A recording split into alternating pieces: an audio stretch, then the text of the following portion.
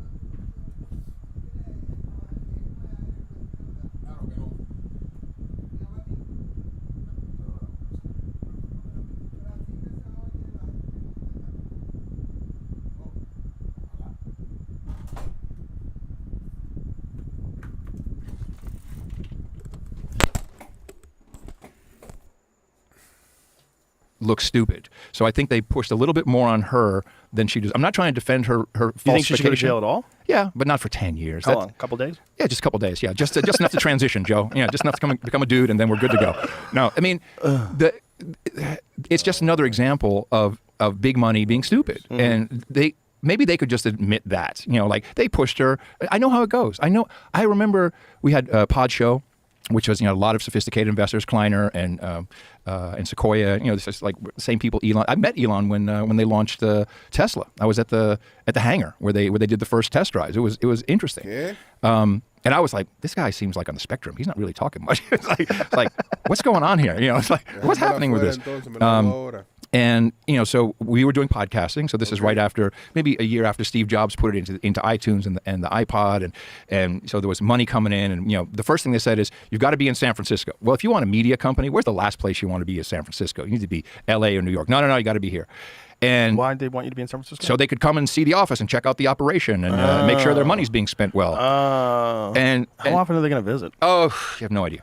They're always dropping by and like, what's going on? And so you're doing reports. And they just want to hang out with the cool guy. That too, maybe. But then, it was definitely a struggle. We were actually kind of profitable for a bit there, but it was like GoDaddy ads with promo codes. Code Bongino. I mean, it was like it was like, are people really listening, or are they just using the codes? And there's always a lot of scams in the honey scam. Well, no, not like that. No, there's scams of when companies need to. We didn't do this, but when companies need to raise more money in Silicon Valley, then they'll buy some traffic from bots, and I'm sure it happens with comedy videos too. People are like, I need some traffic on this video. Let me buy some bots on something. Oh, you definitely can do that, right? Right, of course. Yeah. But then at a certain point, YouTube had come out, and YouTube, everyone has to do video now. You got to do video. You can't do audio. Got to do video. And then it got even worse. Like we sat in a board meeting, like, have you seen Juiced? I'm like, do you remember Juiced? No. Joost. Oh yeah. It was the guys who built Skype. They built this video platform that was basically a peer-to-peer streaming television shows, and there was no doubt about it. You've got to go video. Be more like Juiced. Make your interface like Juiced. So at a certain point, you're like, well, what am I going to do? Am I going to risk running out of money? Am I going to listen to what they say? Do they really know what they're talking about? And ultimately, the company ran for 10 years and no one exited. It just kind of got folded into other things. So it was not a great investment of their money or my time, honestly. Well, it's kind of amazing that the big video platform is still just YouTube. And now, YouTube just passed Netflix now as the most watched thing on television. Oh, they're the big. They're not even counted in the streaming data, in the streaming wars. But yeah, they're the big. I have YouTube TV. I cut the cable. I don't have cable anymore. It's like I watch YouTube on TV more than I watch anything because there's so much variety. There's so many different things you can search. The fact that you could essentially find anything. Like if I'm interested in some particular region of the world of ancient history, I just punch that into YouTube, and I have hundreds, if not thousands, of videos on it. It took them a long time to make that profitable inside of Google, because if you see how many videos are being uploaded daily and transformed into digital video, and I mean it's crazy the amount of computation that goes into YouTube and the amount of bandwidth that is being sent. So I think it took a long time. They never really reported the numbers. They've only done that in the past couple of years, or how much revenue. Now, of course, YouTube is making bank. I mean, it's an incredible It's shocking system. that no one has come up with anything even remotely close. It would take too much money. It's so much investment that goes into doing that. It's a lot. I mean, you remember your bandwidth cost back in the day, pre-Spotify. You know, think how do you solve that when you have 100 million videos being posted every single day? Yeah, you can't. I mean, you'd have to insane. have billions of dollars in startup money, and then you're still struggling to get people to use your app. Like, you remember that one company that came up? Was it Quibi? What was it? Yes. Was that what it was? They spent so much money. Was it Katzenberg and I do not remember. It was a Hollywood thing. It was a Quibi. Hollywood I thing. think it was Quibi, Jamie. And they got a bunch of famous people to do short videos. Short drama. Yeah. And they put $2 billion in and gone. They blew it real quick. Because you can't manufacture something that goes success. viral. No, you can't. And that's kind of like TikTok. We talked about TikTok last time. I think I was here, and obviously it's not an issue now that China is spying through TikTok because it's still here. I think, as I told you then, I think it's because they were eating Silicon Valley's lunch. Doing $4 billion, taking away revenue from them, and just looking at the people who sponsored the bill. It seemed like they had a lot of donations from Google and Amazon. That just seemed to me like there might be some issues there. But what people misunderstand about TikTok is it's not just about the videos and the format and how it flies by. It's about the shop. The shop is their magic sauce. If you look at the back end, the influencers who get paid on TikTok, they have this whole back end with rankings and who sold more stuff. Half the videos on TikTok, once you get out of your algo, half of them are about products. And people are, just selling products. And it's all from China, and it's all been coming in under the $800 de minimis tax regulation. So there's no import duty or anything paid on it. They actually have, I think Temu now has warehouses in America. So it's just Chinese crap that we're buying over and over again. It's wildly successful. It's not really about the ads on do you get ads on TikTok? A lot of ads? I don't use TikTok. Okay, good. Yeah. So when it was going to go away, I'm like, I got to get this app. I got to see what happens. It's like, this is going to be crazy. So I get the app, and I'm using my my Graphene OS phone, so I can lock off all access. All it had was my location. Can't hide that from the IP address, and my name. So you can get TikTok on a Graphene phone? Yeah. Oh yeah. Yeah, and you can actually block it from accessing your contacts. But still, that was too much for you. You had to go to a flip phone. That's interesting. Well, it's my experimental thing. And so all it knew was Adam Curry in the Hill Country. And I think it went Curry, black name, Hill Country. There's probably about 50 churches where he is. Boom, right away. I'm getting black preachers, Hellstone, Really? Oh, yeah. And it's just like, and on and on and on. It's been phenomenal. And some of these guys are pretty good. The ones that fall back, it's like, and the guy catches them every single time. And so their algorithm is just give that person more of what they want. They're not trying to do like us, like Meta or I'm not sure about X how that works, but let me inject some people who are against it or have a counter argument. Like when I was on the last time and I talked about my coming to Jesus, dude. There were TikTok videos with millions of views of just this, this one bit. And if you looked at it one time, you get the same over and over again. You get all kinds of Jesus stuff back and forth. That's all. Not anyone going, yeah, you guys are crazy. This is no good. None of that. So it's a very friendly, it's kind of the Chinese model. It's like give people what they want and don't try to interject them or spin them up or get them angry and then throw an ad in their face when they're all emotional. So it's very different. It's a very different. So I don't know if it'll be worth anything to anyone buying it unless you have the shop portion. Without that, I don't know. Don't you think they'd have all that too? I mean, you got to have the products. If you got to have the cheap Chinese products, that's the problem. It's like, do you have that stuff? I mean, you'd have to still be buying them from China. Yeah, it's fun for for us, like different crazy people. I mean, Dvorak uses it all the time. He's in an algo of just nut jobs. He's like blue hair. Look at this. He plays clips on the show. I'm like, dude, you got to do something else with your life during the day. It's just amazing how many of those kooky people are getting so much traction. And that was the thought that it was a Chinese psyop, that they were accentuating all these people, and that was like ruining the culture of America because it was showing you all these blue-haired psychopaths with beards and lipstick and nail polish. It's really. So I heard the same thing I heard people saying, "Dude, you're wrong. They want to get rid of TikTok because that's where MAGA lives." I'm like, huh? And then it was because that's all they got. They got MAGA, right? Because that's what offends them. So exactly. Yeah. So it's very social media. The internet in general was kind of a bad idea. It's kind of hurt. It's good for many things, but there's two sides of the same coin. There's good and bad. I mean. Why would you say it's a bad idea, though? I think it's a great idea. Well, I mean, you were just talking about it to shift the balance of information. Because of the psyops. If we're not aware of the psyops, the DARPA, the Defense Agency Research Project Agency. I had too many agencies in there. DARPA. Yeah. Since the 70s, they've been looking at social networks, and really there's a guy. He came up with the law of large numbers, and they figured out that in a computer network, regardless of the content, depending on if you have enough nodes, you can predict where the information will flow.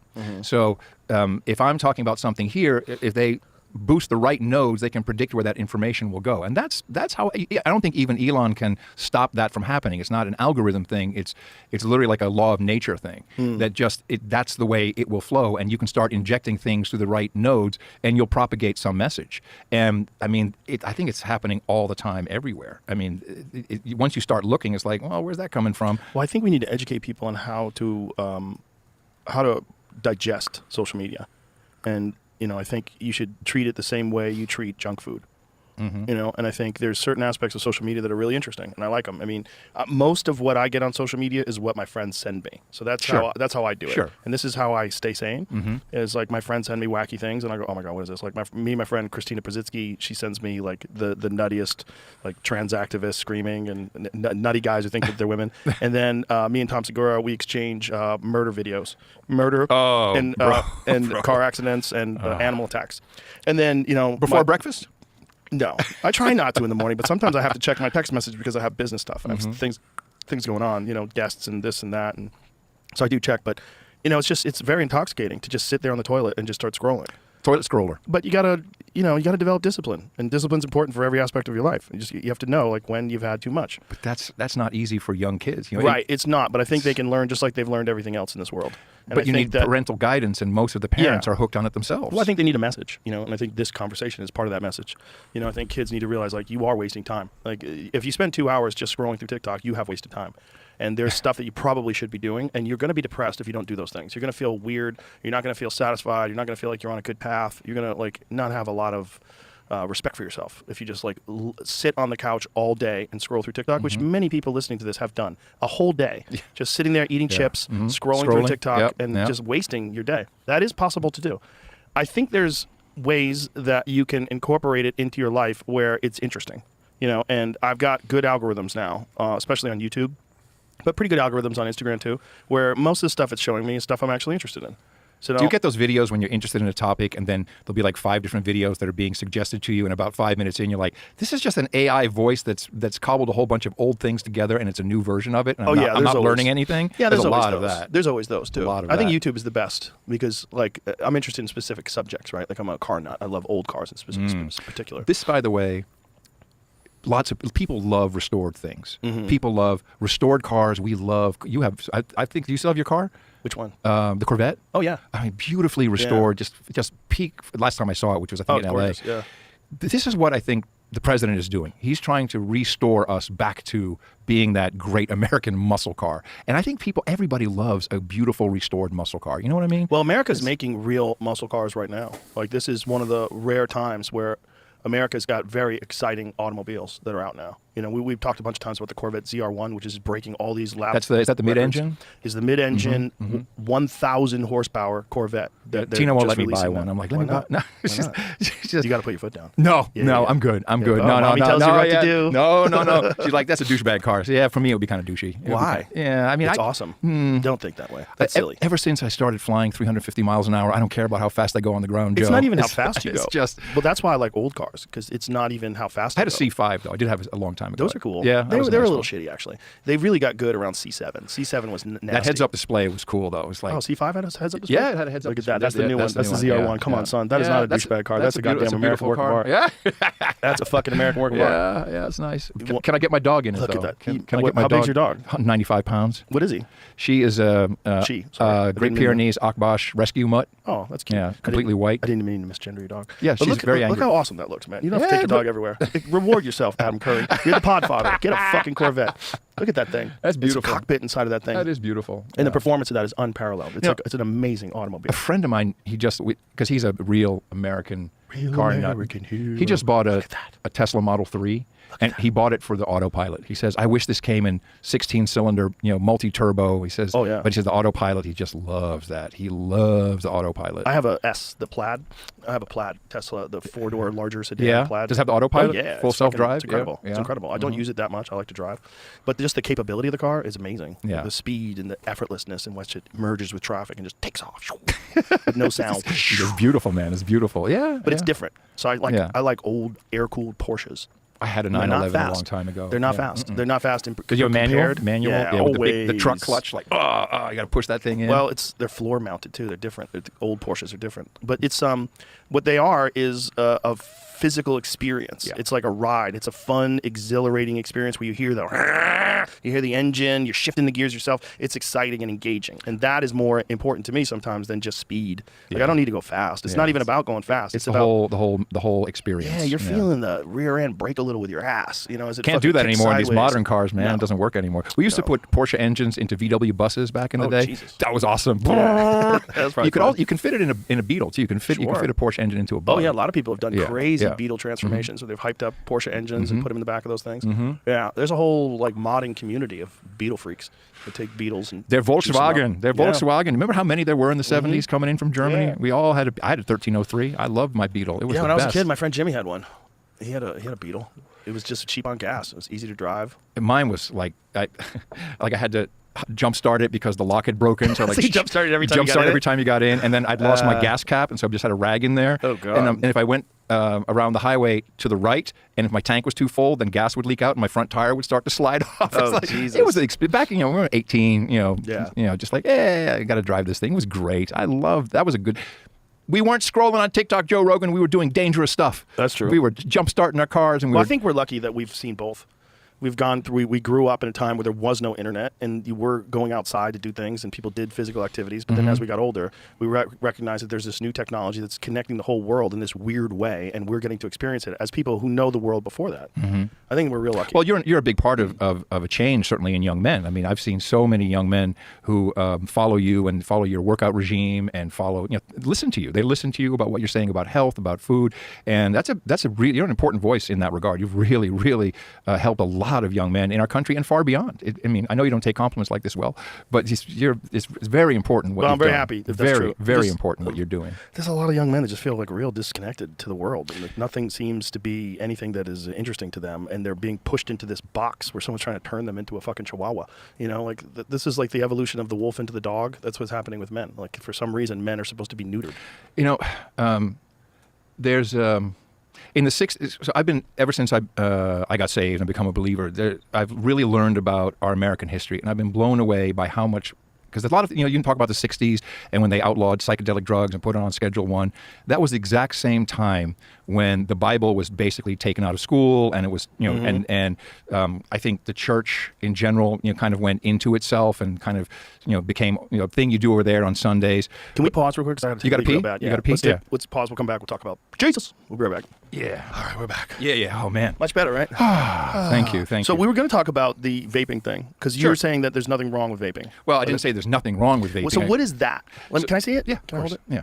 So this is a brick. Man, you could hurt somebody with this. If you want to fuck somebody up, Well, if you get a good grip. Yeah. Oh, No, I you grip just it- I grip it it's like that. brass knuckles almost. Yeah. Like holding a roll of pennies. Yeah. No, you wouldn't do that. You're gonna break your hand. That's all silly. That's why I carry my gun. That's probably better. It's Like much this- fun. That's the battery. The battery is heavy. So when I gave up, I've always take a pull of this? Yeah. So it's How do you do it? the top button. Press the Yeah. button? Press it and just suck. What is the flavor of this? Tobacco-ish. Tobacco-ish. Yeah, it's tobacco basically. So That was a little hit. yeah, you kind of take a got big one, right? Let it warm up a little bit. Press the go. button and then there you go. It's it's crackling. crackling. Yeah. Go. There you go. Oof. That's definitely different than the gas station ones. Oh, you don't want those. This is organic juice. It's got 0.3% nicotine. I wind my own coil made out of silver. The cotton is American-made cotton, not from China. No, I've got into this. Yeah. Cotton? What's the cotton for? So if you look at the mechanism, see? Okay. So the cotton sucks up the juice, and then the coil warms So up. the cotton's like the filter? No, the cotton, it has the juice in it, and then when the coil warms up, it creates the vapor from the juice that's in it. So do you have to constantly refresh the cotton? Yeah. And Yeah. so you just dunk your cotton in the juice? No. and then- It's, The juice is inside. It's in the tank. Yeah, it has little wires in there, And so so you just it crawls put new up. cotton in every now and again? Yeah, How many- and winds a new coil from time to How time. long do you have to wait before you put new cotton in? It depends. I do it usually once every couple of days. That doesn't give me the weird head rush that the gas station ones do. That's Chinese crap. That's what I like, though. I like the All weird right. Well, head rush. good luck to you. I would like the first hit. That's what you like off the gas station vapes. It's like you're chasing the dragon. You get That's that bad. first That's hit, and you're bad. like, first hit's like, So there was. relaxing. And then after that, you never get that again. So I really got into this. There was a store in Fredericksburg called Vaporlicious. They've retired now. They've retired. Jerry and Kathy, and they're two old hippies from. Why do they make it so unwieldy? Well, you can get all kinds of different versions, but I'm a serious user, so I need this whole battery. I have a whole kit with me, man. I got a screwdriver to open this up. And that doesn't fuck battery with your lungs or your health or anything like that? No, I've never felt this good. Okay, and so this is different juice. So what is the juice? Because the thing about the actual oil is the issue, right? Yeah. And this is a thing like a lot of these cheap ones that you're buying off the gas station. You don't know what's in there. Right. This is glycol, which is it's essentially the same stuff that's in the theatrical mist machines. Okay. Only much watered down, and all it does is just produce vapor. And so what is vapor? Well, it's mainly water, and of course you're mixing it with nicotine. And nicotine, that's the piece that I've always liked about smoking. But now I don't get the tar, I don't get all other contaminants, and I also don't get high.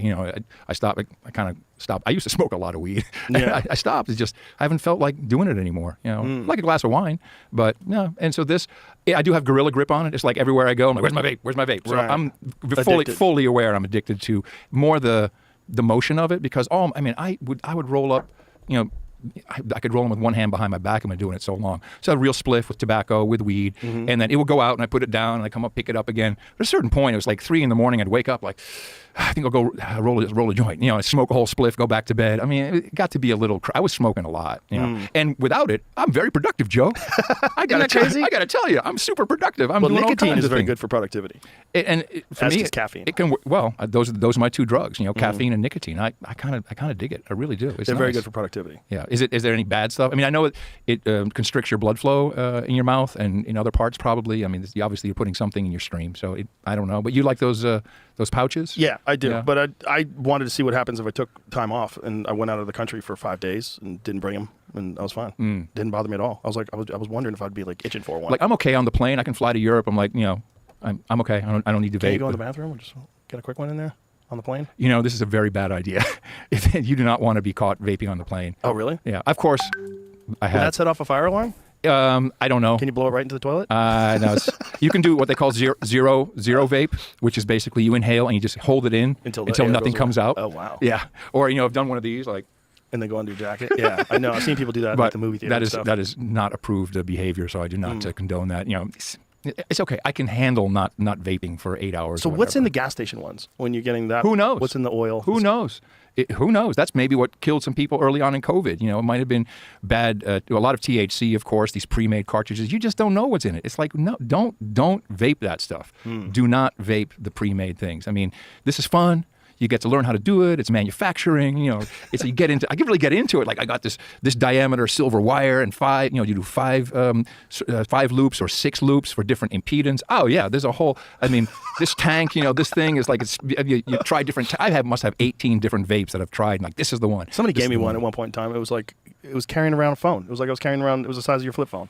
Yeah. And I was like, this is ridiculous. That's me, baby. That's me. I don't want to have another heavy thing in my pockets or in my fanny pack. It's like it's yeah, too no, much. this is okay. I mean, it's all right. And then this thing. But you decided that the phone was too invasive, even with the graphene OS. Yeah. And you had to. Yeah, because you could still do everything, just not being tracked. And so I used to go to bed. We go to bed at the same time. We always watch some stupid, like we're in season 7 of Seinfeld right now. So we'll watch a half hour of stupidity, and then we go to bed. And I used to be on my phone, for half an hour scrolling stuff or whatever. And then, okay, I'm tired. Yeah, because my brain has been working overtime on whatever inputs I'm giving it. And now I'm like, well, there's nothing to scroll, so I just go to bed, and I'm out in 3 seconds. I'm like, I sleep. And I sleep all the way through, and I wake up in the morning. I'm refreshed. I feel good. I don't look at social media the first hour I'm up. I mean, I do Bible readings and stuff and devotionals, and I text a buddy of mine, and I'm ready, man. Then, do you do social media in the morning? No, almost not at all. So when you do it from a computer? If you check it out at all? Yeah. And when you do that, one of the questions I had about that, does that do voice to text It can. from Andrew? Oh, that's a game. However, of course, when you do that, Google is basically keeping your transcript. There's a company in Austin called Futo. Wait a minute. So if you just text, it doesn't keep your transcript? Oh, I'm sure it does. But I'm not sure how much of that it does, but when you speak into it, it goes to the Google servers. The Google server then transcribes it and sends it back to your phone. It's not happening on the phone. It's happening on Google servers, and they probably keep all of that, or my voice, or whatever. There's a company in Austin called Futo, F-U-T-O, and they have an open source voice-to-text system. They don't keep your transcripts, and they're some good guys. I've been messing with that. It's not quite as fast as And will Google. that work on that phone? Yeah, you can install it. Really? Yeah, just as an extra But keyboard. do you ever send messages with Google Voice or with voice to text on that phone? I've been using Futo. Oh, you have? Yeah, on that yeah, phone? yeah. So I use it on my phone all the time. Like when I'm in my car, I press the little button for that Apple goes, Siri. Yeah, so who knows what Apple's doing with that? You don't know. I mean, Sending it right to China. All the memes. maybe. I don't know. It's all right. It's Yeah. okay. Yeah. So I went to Boston, You lived in Boston, didn't Yeah. you? So we went to go see the Doobie Brothers, and When was this? last year. Really? They're around. Yes, and it was wild. It was in Massachusetts. It was one of these like amphitheaters that's half covered, and we were the youngest people there. And people were sparking weed. You could smell the whole place. They're like 80-year-old dudes smoking doobies. It was like amazing. And the Doobie Brothers play, and it was like, what? It was the first 45 minutes is them doing it. This is from our album from 5 years ago. Dude, we want China Grove, give us Long Train Running. So eventually they get into that. But then they would, like Michael McDonald's What a Fool Believes. I love that song. He would do it syncopically, like, what, instead of doing the song, like we all remember it, he'd do, What a Fool Believes. Like, no, don't do that. It was really disappointing. No. But the opening act was Steve Winwood. Steve Winwood's now almost 80 years old. And I get goosebumps just thinking about it. He wailed. He did, Mr. Fantasy from Traffic? Sure. Which that 3/4 of that song is a guitar solo. And he's just like, and the crowd is going nuts. And he has all these young kids with him. And you see the close-up on the screens, and they're like, dude, look at what he's doing. It was amazing. I bring it up because the next day, did you go out to Plymouth? Did I go to Plymouth? Yeah. Massachusetts? Sure. Plymouth Rock? Right. So Plymouth Rock is kind of disappointing because it's a rock. It's just a rock. And there's a structure around it, and it's a rock. And there's a little sign next to it that says, we don't know that this was really the rock, but some guy in church who was 90 years old at the time said, yeah, I think this was the rock. So that's the rock. That was so fucking You were talking about the Georgia Guidestones a few episodes ago with somebody. Did you know that we have an actual Guidestone in America, in Plymouth? No. It's called the Monument to the Forefathers. I'd never heard of this. It's about 2 blocks in, and it's, I think, arguably the largest granite structure in America, certainly, but maybe in the world. It was completed in 1890, and it is the Guidestone of America. And How do I not know about this? no one knows about this. This is here. Check it out. The thing is huge. Whoa. And it's literally in a cul-de-sac, a residential area. Really? There's no How ropes. old is that? It was completed in 1890 after 50 years of building it. Wow. And so this is the formula for America. This is where I was going before our pee break. The formula for America. So they constructed this so that if we ever lost our way, we could find our way back. When they talk about America was built on Christian values, I'm like, what does that mean? What does that even mean, Christian values? I mean, I don't think even the word Christian is like, that was actually a slur back in the day that they came up with for Jesus believers. So in the middle is faith. That's her name, faith. And it's 4 sides. And one is law, education, morality, and liberty. And it has all these cool inscriptions. It's really something amazing to see. And I believe that's the formula that we need to get back. You live like this. Joe Rogan lives these 4 sides. You understand law, morality, education, and liberty. And if we can get back to that, that would be just, in fact, so all of our early presidents, all of them live by the Bible. Every single one of them. They wrote about it. They studied it. 1778, one of the first acts of a Congress was to print a Bible for everybody. So I brought you, this is done by a group called the Wall Builders. And David Barton, he has these are the receipts. So it's a Bible, but it has 3/4 of that book is writings by our early presidents, all the way up through Reagan. And this David Barton guy, he has all of these originals. I think he lives in Alito, Texas. And it shows you what our code was in the early days up until the 60s. And that's when we got this big argument about, we can't have, the First Amendment is the right to establish a religion. And that has been perverted throughout the years to say, well, you can't have, the Bible in schools, and the government can't tell you to do this, and you can't be talking about, the Hall of Congress used to be a church. I mean, that's how we started. And you don't have to necessarily be a believer or saved by Jesus just to understand where we came from and the basic tenets of law, where those guys created it from. The receipts are in the Declaration of Independence. Our Bill of Rights, our amendments, are rights, not that the government gives us. They all say the government shall not infringe, the government may not do this. It's what the government could not do because we had rights given to us by our Creator. And I think if we got back to a little bit of that in America, we might get a bit more on path, which is why certainly all the Jesus freaks are like, President Trump is talking about God. He says God saved him to save America. I mean, a president is a big deal when he does stuff like that. And you can see, just look at the people around us, Russell Brand, Tucker Carlson, Candace Owens. I mean, there's a lot of people who are now starting to see this. And I know you love history. That's why I bought that for you, because when you see where it comes from, a lot of things start to be clear. And that sculpture, that was like, I had no idea it was there. I'd never heard of it. It's not in any books. But it's kind of a template for where we came from. And I think it's kind of important that we look at that as well as, all the other things that we're looking at now with AI and social media. And we can't just be sitting around for 4 years going, yeah, Trump, yeah, Elon, stomp the libs. We've got to find some spirituality one way or the other. It doesn't have to be God. I would like it to be, but people got to find that. I think you're saying some wise things. I think that people need some sort of a moral and ethical structure to live their life through. Jordan Peterson always has this thing, like Another one, whether or yeah. not, if you believe in God, if you live like you believe in God, you follow about, you will live a better life. And that is true. I believe it. I think that's true. I believe it, absolutely. And it's very It's a simple moral things. scaffolding. Yeah, it's very simple things. You know, it's the 10 Commandments aren't that hard. You know, it's Right. like that's your law. If you believe that government, I mean, government is an extension of God. If you believe that He instates governments, and I think that God gave us Joe Biden for 4 years. I really do. He said, "Y'all got to take a look." He has humor too, by the way. Like you should take a look. And there's a story, I think it's Daniel, about King Nebuchadnezzar. And King Nebuchadnezzar, he did not follow God's law, and so God turned him into a donkey basically, and he was out grazing for 7 years eating grass. I'm like, that sounds a lot like President Biden. That he just turned him into a grass-eating donkey who had nothing left. You know, so this. Well, you have to see what happens when things go sideways to really understand it. That's why people who grow up in poverty really can appreciate success a lot more than someone who's a trust fund kid, right? Of course. You have to know what it's like when things go bad. And our country just experienced 4 years of being governed by people other than the elected leader. And it's pretty clear now. Yeah. And you know, the way Mike Johnson laid it out, that Biden didn't know what was in some of the executive I orders. didn't sign that. Yeah. Which is kind of that's crazy, man. I mean, crazy. it's interesting because some of that, like how much can you attribute it to faulty memory and how much of it is actually they passed things by his desk. I don't know. But at the end of the day, we got to see that this was not a good direction. This is a terrible direction. And I think that was like one of the biggest mistakes that Kamala Harris did, was when she went on The View and they asked her, what would you do differently? And she said nothing. Nothing, yeah. Which is crazy. But to also, say. look at President Trump. I mean, can you take a more wrong guy in the auspices and the opinion of presidential and everything? And he learned a lot during his first term. I mean, this was a turnaround of epic proportion. That, and I know What's lots. the biggest political comeback in the history of the world? It'll be in the history books. The show will be a part of that. It is going to be incredibly important for us to look back on this because, you know, like it's often the misfits. Yeah. You know, that's who we've got to love the most. So when I see the blue-haired people, I'm like, right. I really want to love them. Yeah, they probably all wouldn't that understand it, but crazy chaotic energy. If they just found something they loved and pushed it into that, they'd be better off. But it's like what damaged them up into that point. Like what kind of a life did they live that left them in this place where they're 35 years old, weeping in front of a city council meeting? Like, who are they and what went wrong? And this is the thing, is like we kind of encourage this victim mentality. We do. And we reward it. It has social credit to it. And you get to be in a special class of people and you get to say outrageous things and people allow you to. And that's not good for anybody. Just like you have kids, you know what it's like. It's not good for kids. Like you got to tell them like, well, that's not real. Yeah. You can't do that. That's not yours. Like there's things that you have to learn. And if you reward victim mentality, then people look to become victims.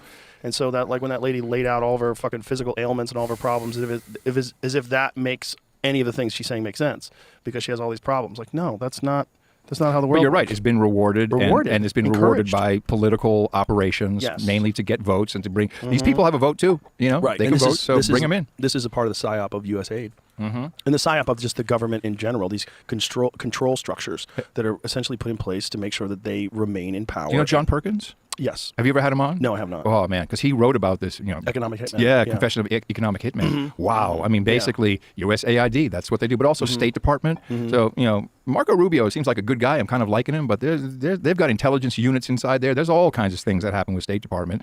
So I hope that also gets uncovered. Well, Mike Benz was explaining yesterday. I was like, seems so intertwined. Like, how are you going to, what can be done in 4 years? He goes, no, this is going to take 50 years, more. He's like, that may this be is true. going to take forever to unwind because you have to understand how deep these tentacles go. And he laid it out in 4.5 hours yesterday. Wow. I probably talked for 3 minutes for the whole podcast. I'm not kidding. It was just with Mike. You got to can I get the transcript of the show and go over it slowly because he goes fast. Well, man. He goes fast. The thing that will happen is viral clips of specific things that he highlights and says that are very significant are going to go out. Yeah. And those are already out, and I'm sure they're all over X right now as we're speaking. And I love that Doge is. I was skeptical because we heard this during the Reagan administration. Reagan wasn't going to do all this. He was going to make government efficient, and of course it didn't. When I hear that they're going to do the same thing to the military, amen, man. Yeah. Well, they have to be accountable to an audit. Yes. You can't. They haven't done one ever. Well, the Pentagon's failed 7 of them. Yeah. And the thing is, like, fraud's real. We know it's real, and we know people are pilfering. And if you go unchecked for long enough, that becomes a part of the way people do business.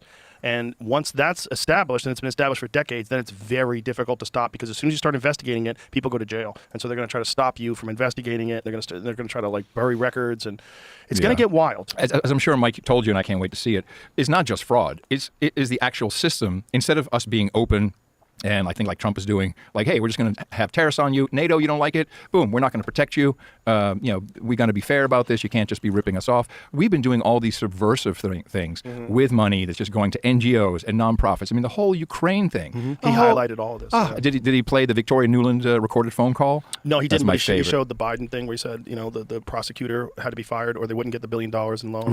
Right. And son of a bitch. Well, Victoria Nuland in 2014, the Russians, I think, they recorded a phone call, and she's literally talking to the ambassador. Okay, we want to put this guy in the government, that guy in the government, this guy in Senate. Klitsch, leave him outside. He can be the mayor or whatever. I mean, that's not cool. We have some stuff to repent for when all this comes out, and we should pick ourselves up and move forward and just be honest. I think we can do it with a lot of honesty too. I hope so.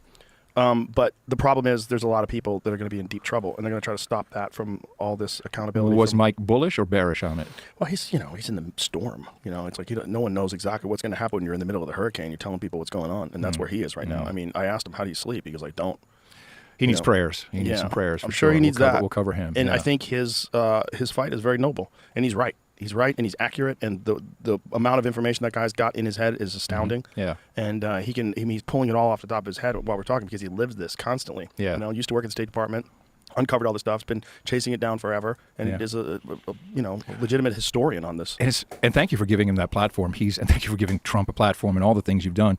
But the people, when they think of CIA and these types of agencies, they always think dart guns and secret stuff. But no, it's really subversive, writing articles. And my whole family kind of comes from military and intelligence background. So I've heard. You know what I learned? This is crazy. So my uncle was big in the CIA. He was the national. He was basically Tulsi Gabbard to Bush Senior when he was VP, and then Iran Contra happened, and he basically became ambassador to Korea. He was exonerated, but he was moved out to a different post.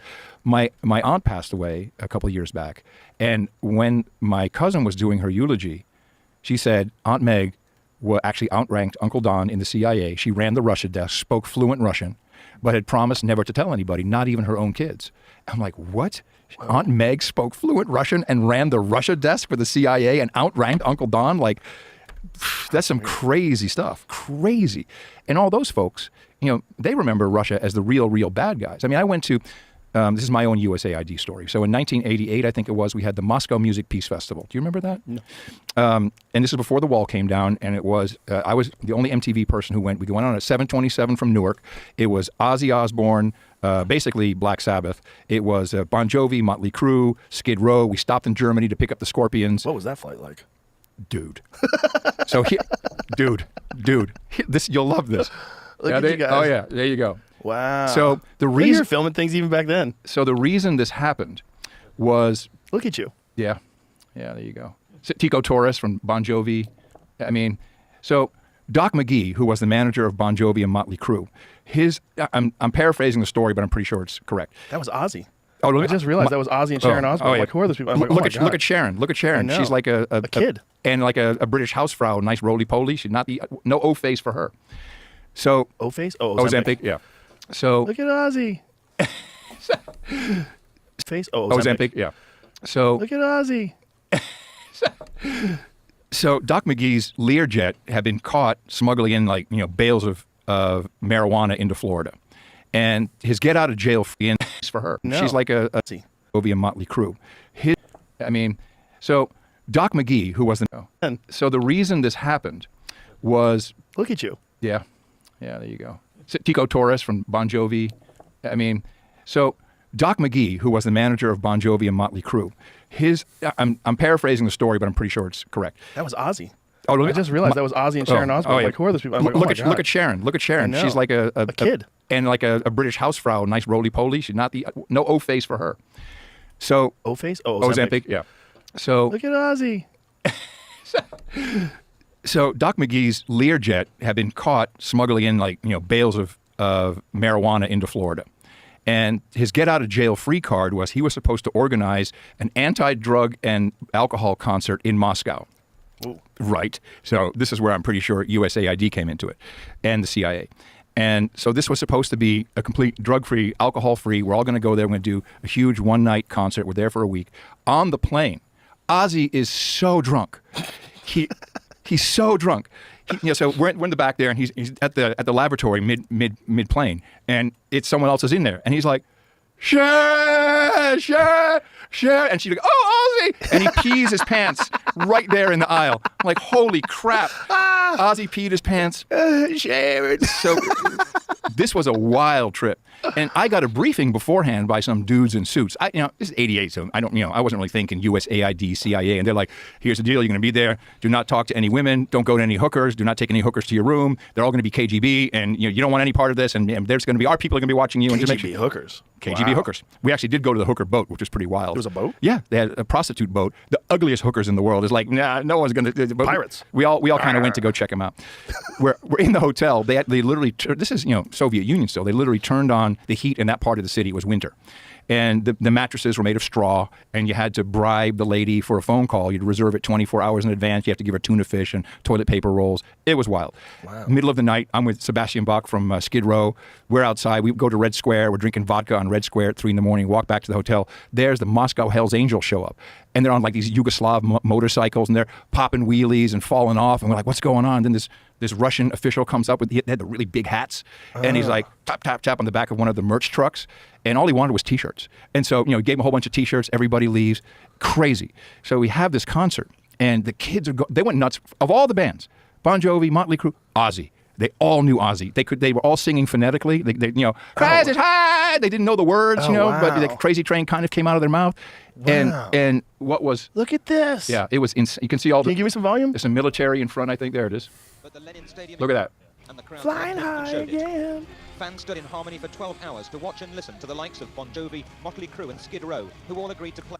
Wow. So here's the kicker. The Scorpions had a #1 hit, Win. Harmony for 12 hours at the Lenin Stadium. Look at that. And the crowd Flying high again. Fans stood in harmony for 12 hours to watch and listen to the likes of Bon Jovi, Motley Crue and Skid Row, who all agreed to play. Wow. So here's the kicker. The Scorpions had a #1 hit, Winds of Change. The Winds of Change. You don't remember the song. And it was the only song they did not write. And that song was the anthem when the wall came down, which happened literally. Oh, here you go. The CIA, did the There you go. CIA There write you a go. power ballad There to you bring go. down the USSR? Yep. What? Yep. Is Yep. that real? I think so. I think so. I don't remember that song. Can we play some of this song and cut it out, Jamie? Play it for us and cut it out. We'll cut this part out of the show, folks. Just go listen to Scorpions. What a Winds of shame, Change. man. We could be psyoping more Germans. 1990. Yeah, Wow. yeah. Yeah, it's a good fucking song. Yeah. A CIA writes hits, baby. That's crazy. The CIA wrote a banger. A huge banger. A huge. And here's the funniest part. So when the wall comes down, this is #1. Like, it was 1990. Right. And I can't remember. I think they might have been phonetically singing along with it in Lenin Stadium when we were there, because it was a #1 hit. It was everywhere, this song. This is a year before the wall came down? The song was written after the concert, like in response to the concert. Okay, yeah, okay. There, I told you I don't have it all right. But the CIA wrote it. the CIA wrote it. They probably had it in the archives. Oh, my God. The funniest thing was, so huge in Europe at the time was Baywatch. You know the whole. Sure. Have you ever had Hasselhoff on? No. There's a funny guy. This guy, He was on Fear Factor. Oh, He did Celebrity Did Fear you like Factor. him? Yeah, he was a nice guy. I mean, I've met him a couple times. He had to go to the bathroom a lot at the time, but whatever. MTV Beach House, like his manager would be like, David, I think you need to go to the bathroom to get some energy. Oh, yeah. Anyway, but so the story of Baywatch is phenomenal because he self-financed it. Nobody wanted it in America, Right. and it became this monstrous global hit everywhere except America in the beginning. And he became wildly successful, rich.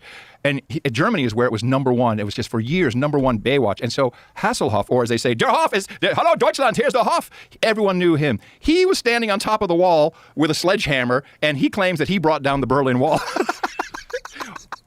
Was Baywatch a psyop? Is that what you got now? I don't know. But, oh, my God. Well, this is also part of the thing that Mike Benz got into with the music business, that they do sort of finance these, Sure. disruptive kind of songs and political movements. And, Sure, yeah.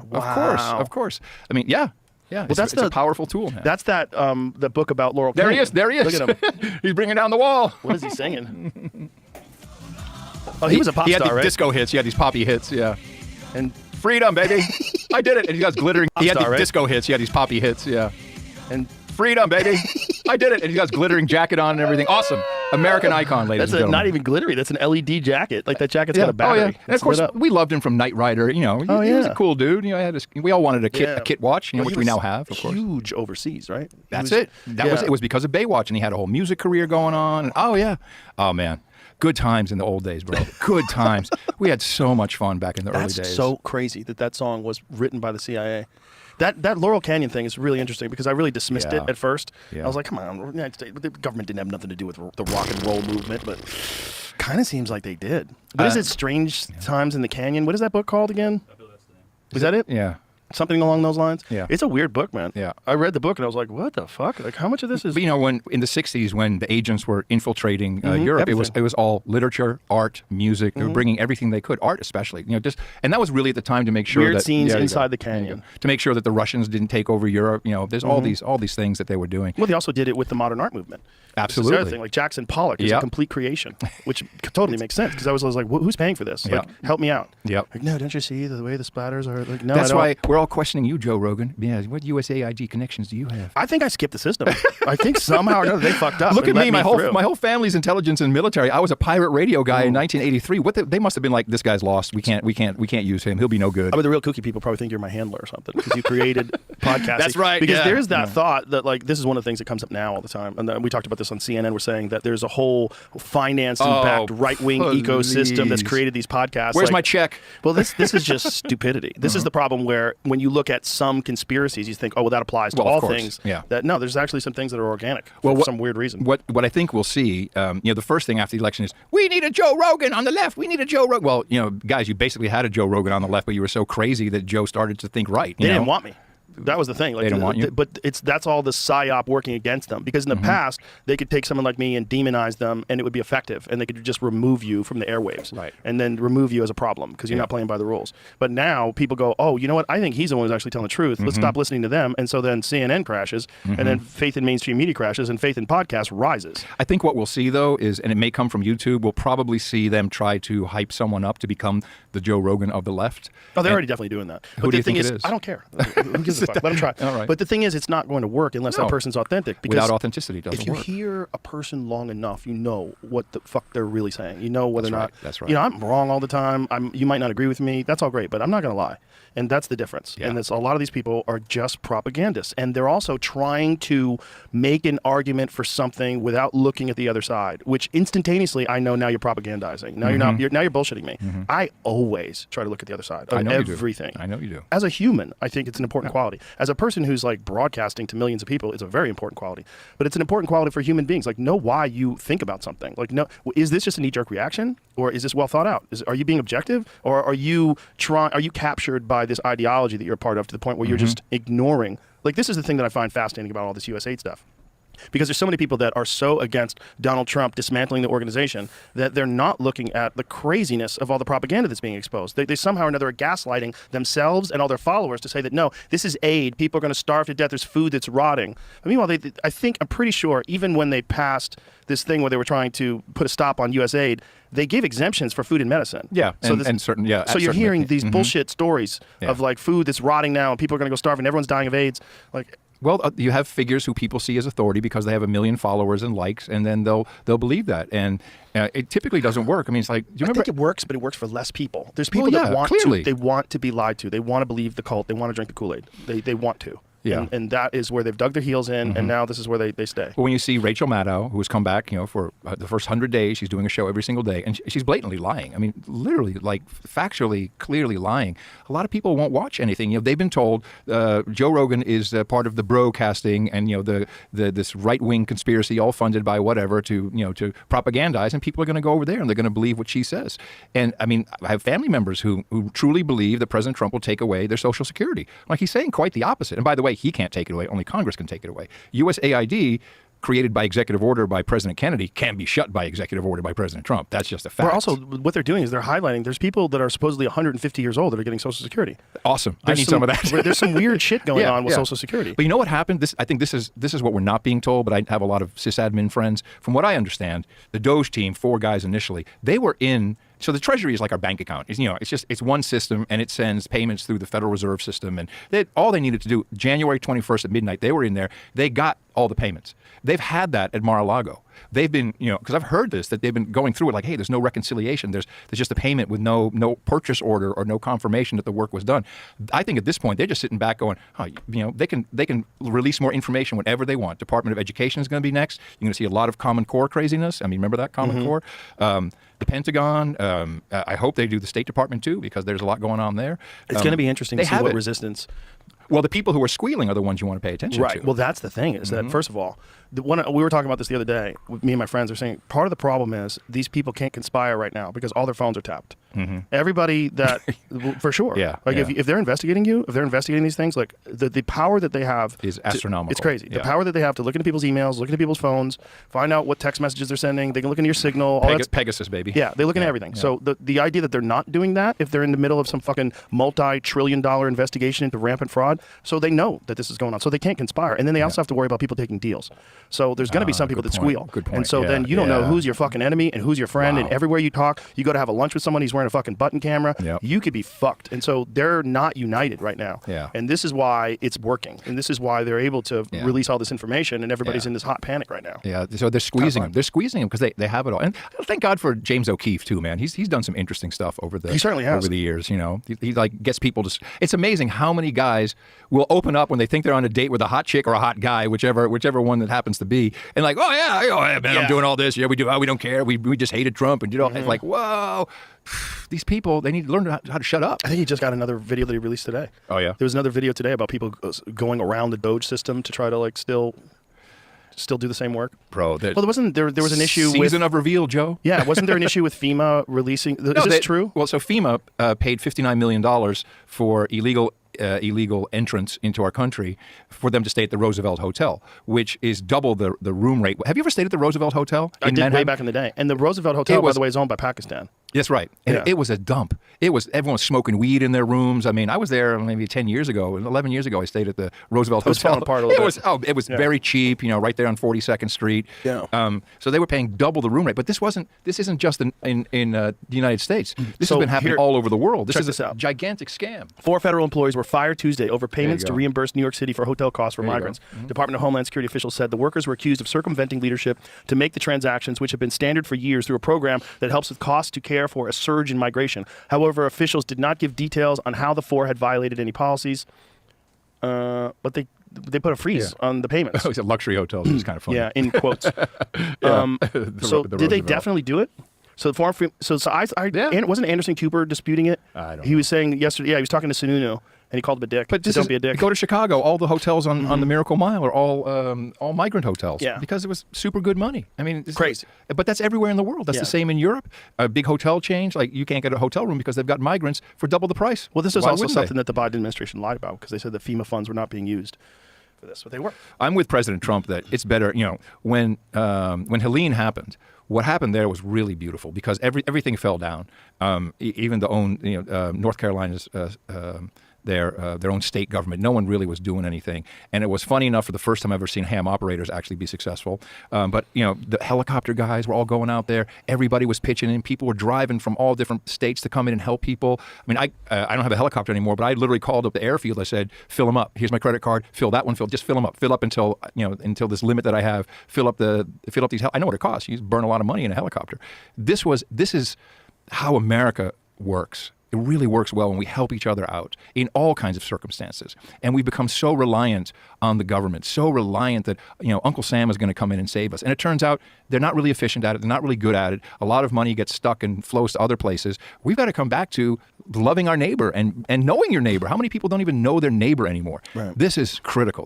And I think you have this, when Clinton was president, everything changed in America. All of a sudden, oh, that's not sexual relations. Oh, you can do that to me, baby. That's not actually sex. All these kinds of things, that sets a tone. It sets a cultural tone. And Trump is setting a cultural tone of let's get this done. Let's stop getting ripped off by other people, by ourselves, and let's be successful together. And it's a short amount of time. So I hope that... But isn't it interesting that half the country doesn't see it that way?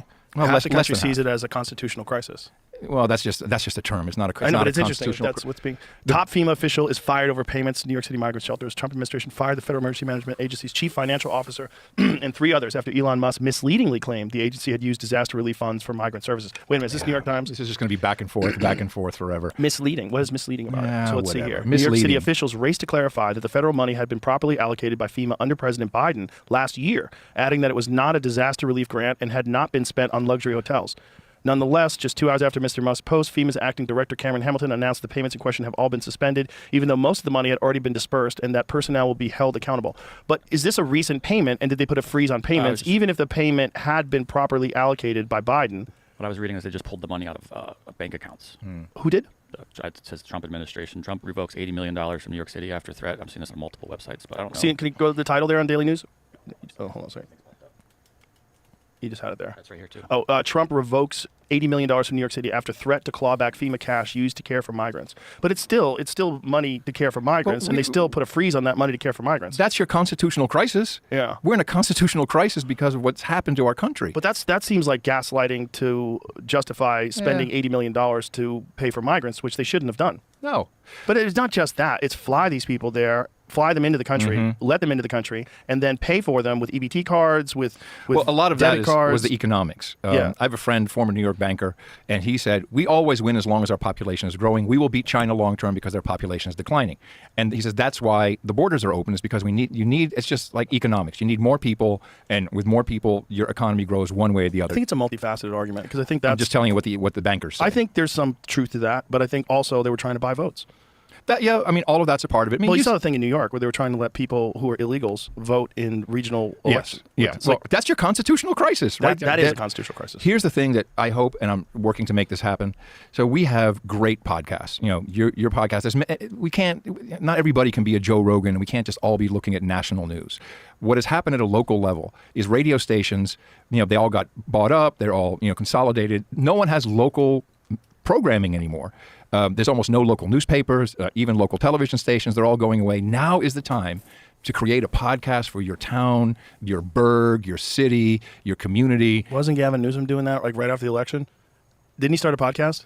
Well, I don't know about Gavin Newsom. That's not... I think he did. I think that was their idea to try to combat the podcast like this. We don't need that. We need local voices. All the advertising locally has been slurped up by Facebook.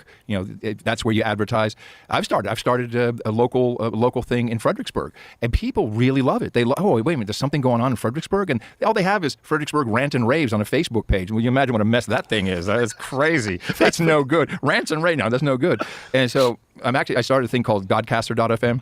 And it's tailored towards helping radio stations do this, but I think churches are content factories, and they're not just all talking about Jesus and God. They're doing stuff in the community. That's what churches used to do, and they're doing stuff at the high schools, and you got kids in there. And I want 1,000 podcasts, within a year all over America of local people. And it's so easy to do now. It's become so possible, and I think that local communities will even sponsor it. That's the next level. That's my phase 2. That's the next level we have to get to, is where people just get a microphone, talk to your city council person. This is nuts. All it is national news presented by heads on television. And who needs that nonsense? Right. You're an exception, and you're really important, but we need to have this at a local level. And it's never been a better... You want to start a podcast and be able to actually make a living out of it in your local community, I guarantee people will support it. I guarantee people will want to be a part of it. And I hope that happens. That's what I'm dedicating myself to now. That's awesome. Getting these local, hyper-local podcasts. That's a great idea. Yeah. I think what you're saying is all of it's hopeful, right? I'm very hopeful, Joe. Yeah, Of course. Which is great. I mean, because being cynical kind of sucks.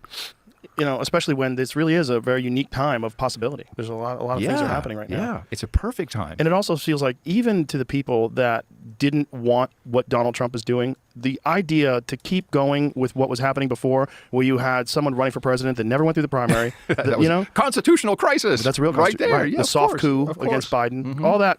That should disturb you that didn't. Well, it should be good that didn't work, because that's not good for anybody. Because if they can keep doing it that way, then you never have a primary again. Well, primaries, of course, are up to the party. It's not necessarily a constitutional thing, but that should tell a Democrat, people who vote Democrat and are part of it. I've never been a part of a party. I'm not that interested. I vote for people. But that should tell them something like, there's something bad going on here. Yeah, there's some shenanigans going on. They could have had a primary. Like, what was it like in D.C. when you went for the inauguration? Was it just like show business for ugly people? There were 1 million people all over the place. Million people all over the place. It was packed. Was it nuts? It was nuts. It was weird. Weird. I did a lot. Yeah, very weird. Because I went to a lot of these things. I went to a few of these things, like these dinners and stuff, balls. Yeah. And it's a lot of people that donated a lot of money. And so it's very transactional, and everybody's hyper aggressive to get photographs and talk to people. And they interject themselves into conversations, interrupt, stand right in front of people that you're talking to, and want pictures and want to introduce themselves. And it's it's very entitled and very transactional, but I think that's always been the nature of politics, Sure. particularly when people. The reason why they were there is because they donated a substantial amount of A money. million bucks a pop, and you're good to go. Which yeah. is nuts. Like how did this many people have $1 million to donate? This is crazy. Amazing, isn't it? Amazing. A lot of people got $1 million. It's like, I know. it's all that strange. USAID money. I don't know what it is, but it's Well, there are a lot of successful people Yeah. in the world who have that, who can access that kind of cash. But wow, But yeah. there's a lot of hope. It was a very positive, obviously, because the winners were Yeah. all there. But it was a very optimistic vibe, which felt good. And even the speech when he gave his inauguration speech, I mean, that was pretty fucking wild. I love the black pastor from Detroit. Yeah. He was channeling MLK. He was just like going crazy. Yeah. It was when you were sitting maybe like 5 rows behind Hillary Clinton. Mm-hmm. Did you smell sulfur? I smelled everything. I saw Bill and made eye contact with Bill. Me and Bill staring at each other for a while. He's larger than life, even though he's kind of frail now. I mean, he still is. Well, it's just kind of an odd imposing that they're guy. in the room with you. Yeah. You know, it's like it's a different kind of a celebrity. Like, Was it- I remember when I went to see the Rolling Stones at Coda, I was blown away. I'm like, Mick Jagger's right there. Like, Yeah, that's actually yeah, him, and he's yeah. dancing to button, no lip. And he's this big. His butt's that he's, wide. he's a stick. Yeah. But he's crazy. right. He has 2 trailers that he brings with him that are just a gym. Oh, it doesn't surprise me. 2 of his he works out every day. What is he, like 78? He's 1,000 years old. And he had Yeah. open heart surgery Yeah. and all. Like open recently. Heart, yeah. Recently had heart surgery. Yeah, he's an amazing guy. Really, truly is. Just fucking loves it, man. And they put on a fucking hell of a show. But my point is, like, that's one of those things you're like, I can't believe that's really him. And that's what it's like when you're like looking over there. You're like, holy shit, that's George Now, W. Bush. Do you think it was the real Biden or the Daddy Longlegs Biden? I think it was a real one. Okay. I think. Because you've seen the Daddy Longlegs He guy, wasn't right? too tall. Yeah. Yeah, it was like, that one what? guy was nuts. And he's jogging to the helicopter. I'm like, Yeah, no. nuts. Like, I want to know the story about that. Like, is there any paperwork on who that guy actually was? I'd love- 'Cause that was well, not Joe Biden. That's a guy with a mask on. The mask things are real. I can tell you. Real. I can tell you this from family TikTok. from family experience. You can see them online. Oh, from family experience. Yes. Yeah. In 1967, let's just leave the family members out of it. But someone brought home a colleague from work, and the colleague had dinner and had coffee, and then at dessert, the wife was sitting there, been talking to this person, and then this colleague took off his mask, and it was someone who the wife knew extremely well and had no idea. 1967. Whoa. So imagine what they can do now. The stuff that CIA lady shows on the YouTube video, Yeah. I think that's just old. I mean, it's amazing. 67, that stuff already existed and worked. How come they couldn't get somebody Biden's height? You know, that's Tina says that too. I said, you know, they just didn't care at that point. Just like they needed someone who had his cadence, which I think is harder to do, to be kind of, you know, like that stumbling, bumbling. Also, like, how many people do you bring this to? Like, you know, And what is that guy doing now? He needs a Right. podcast. That I guy's mean, dead. he's got no. That guy's at the bottom of the ocean. What gig does he They have took now? that guy fishing. I hope not, but Yeah. it's possible. Yeah. So there's Who knows? there's a lot of that going on. I mean, we've spotted throughout the years. Hillary Clinton had. I know she had a double. There was actually women who noticed it. Like she's carrying her handbag on the other shoulder. It's like no woman switches that up. That never happens. And you look at her like, yeah, she does look a little different. But it's also, isn't that a mind fuck though? Because then you start looking at everybody like, that's not the real one. Are you Joe Rogan? Yeah, who's it? What happened? Who is it? Yeah. It's pretty crazy stuff. It yeah. is. I hope some of that comes out too. But, you know, it would be great to know these things. I mean, It would be great to stop lying. Yeah, yeah. You should stop basically- lying. Basically. You should not have a fake. I mean, is there some sort of national security explanation that you could give for why you would have to have a fake president? Well, I mean, holy moly! Have you ever seen the Kevin Kline movie? Right. Yeah, I mean, there it Yeah, is. Wag the Dog. There's your. Was it no? Not No, Wag the the other dog. one. Dave. Ah, Dave. right, Yeah, right, Dave. right, right. Yeah, exactly. Yeah. I mean, sure. I mean, Yeah. this happens all the time. These things. Bizarre. Yeah. Who knows? You know. But again, season of reveal. We're learning things. We won't learn everything, but we will become a lot wiser. I'm convinced of it, and I'm excited. I am 60 years old and super excited and very bullish on the future, particularly of the United States. And I'm seeing the influence we're having in Europe. I'm seeing it. People are like, we don't want this, and it's tougher for them. Like the UK, they don't really have a First Amendment like we do. Right. So it's like you hurt someone's feelings on Facebook, you go into jail. I mean, so Yeah. they got a lot of work to do.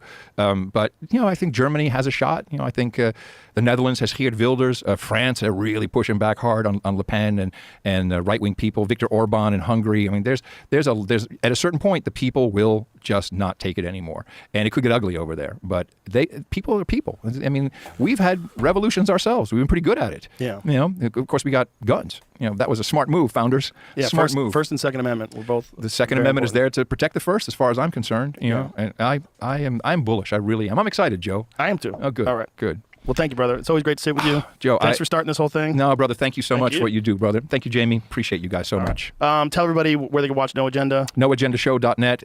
You can't watch it. It's only a podcast. It's Or on listen. only listen. Listen to No Agenda. Only listen. We're too ugly. We don't want you to look at us and get it on a modern podcast app at podcastapps.com. That's All right. so we won't disappear overnight from Apple or some other platform. That's what you want. My All right, man. brother. Thank you, brother. Thank you so much, Appreciate brother. it. Bye, buddy.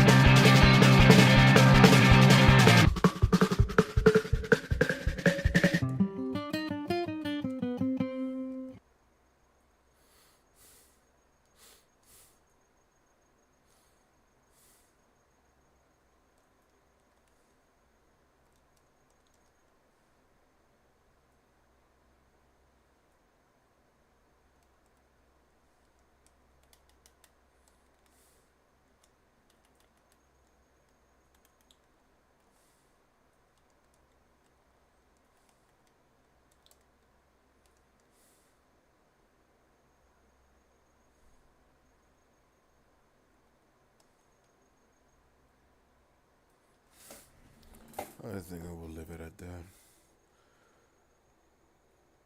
I need to see what else I can do with mine. She's good, but she's not brain dead.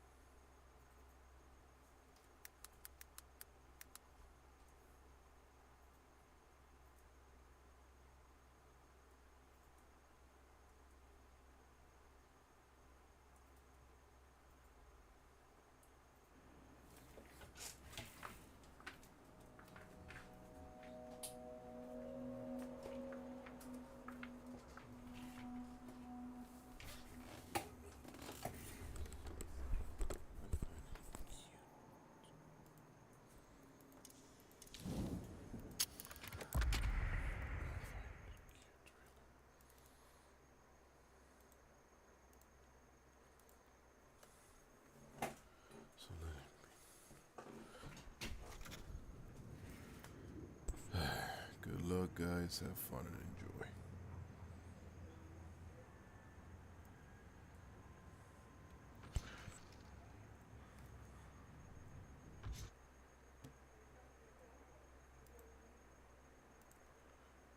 ¿Qué pasó? Un estuche.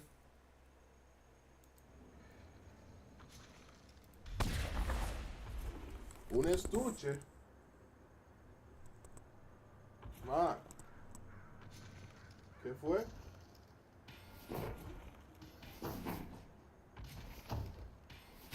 Pónmelo en la mesa. Pónmelo en la mesa. Okay. All power awaits you. But are you strong enough to grab it?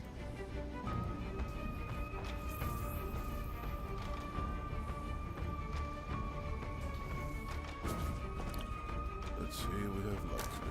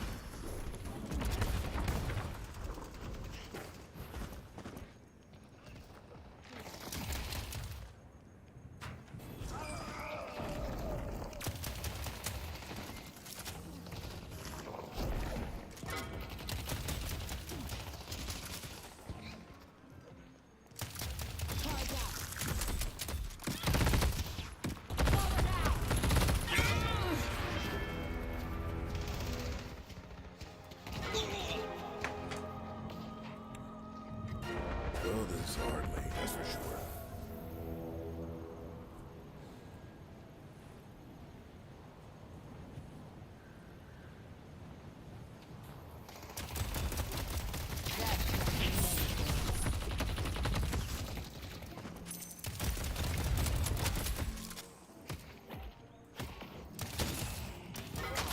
How may I be of service? Little bit of advice. Don't get caught. Face your death.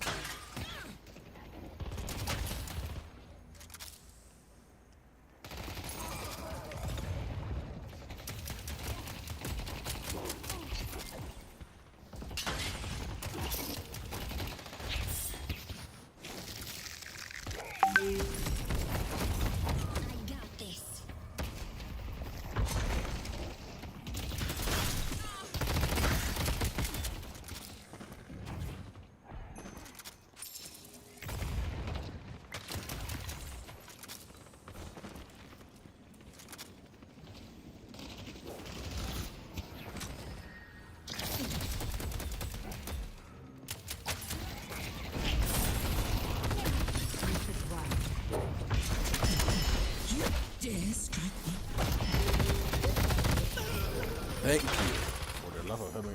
I thought they were gonna escape. Haze. Ah, fuck. Sorry, Ace.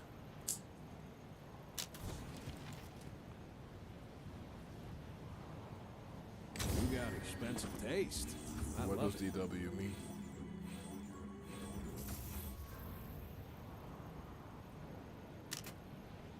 Ah, okay. I don't know how the hell I didn't kill her there.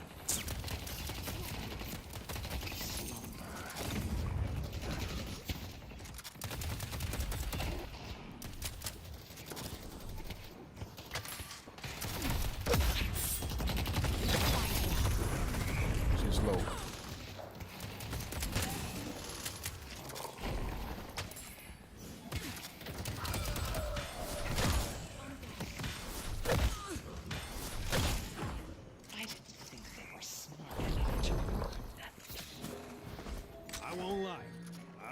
that does, but my kid says all the mystics are buying it.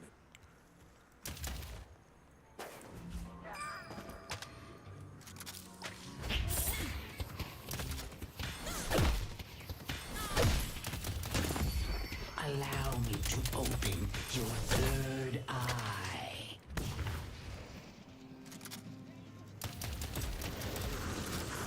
She's lying. May your blades continue to strike true, Shield.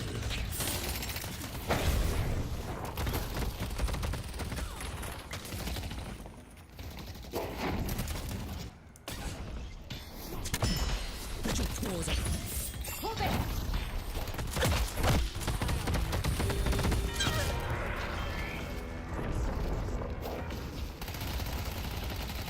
Okay, if I use that, I need claw.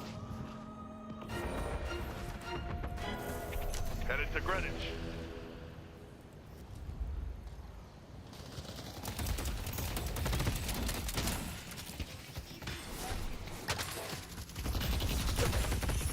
Have fun. Don't get dead. This raid Lash is overly missing. aggressive as fuck. Where was Lash? Where was Lash? Lash is missing. Ivy's missing too.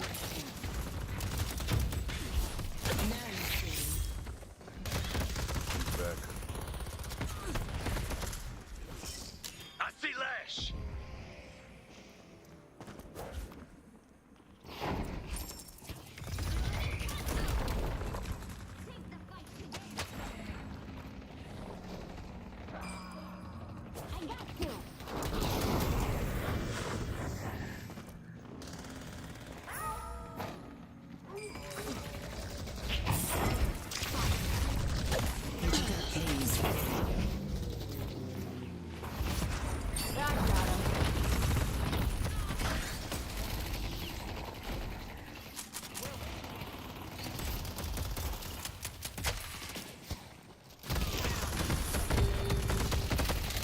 Headed to green.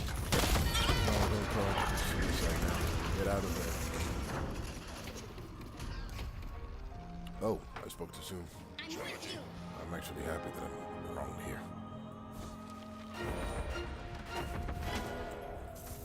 I need to make a build for that fucking haze. I don't. Sorry, not haze. It was wraith.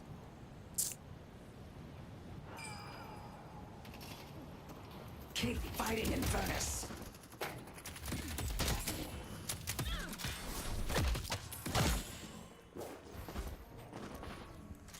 Headed to blue.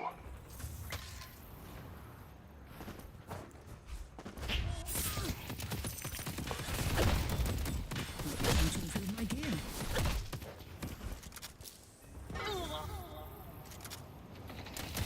Este será un día largo para ti. Our green guardian has been defeated.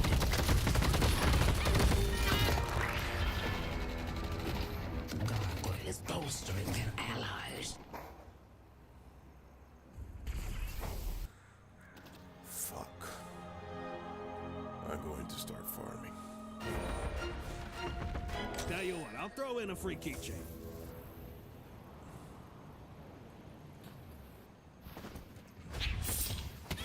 Wraiths missing.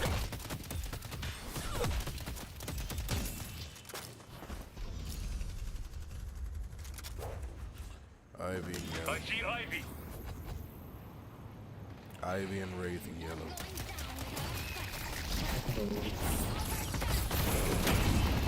Mirage. Apenas estoy empezando. Tree in yellow. Our yellow guardian has been destroyed. Our yellow walker is under attack.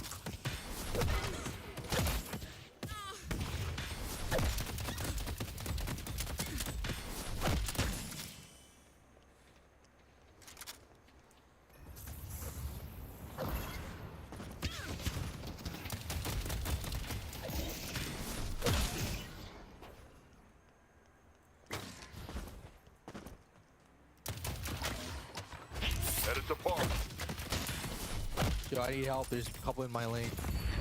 Be rewarded. Going purple. I'm going in.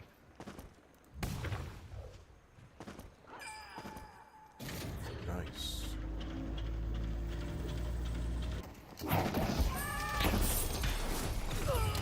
Thank you guys. You guys are fucking awesome. Now that was Headed to Broadway. The H-12's active. Take them before them.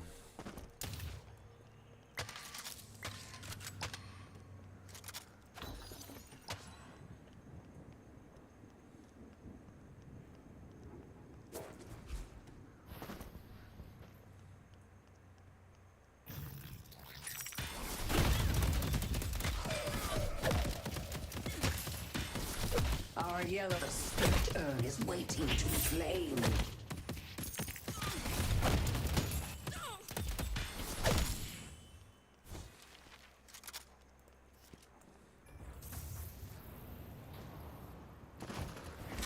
Still have two in my lane.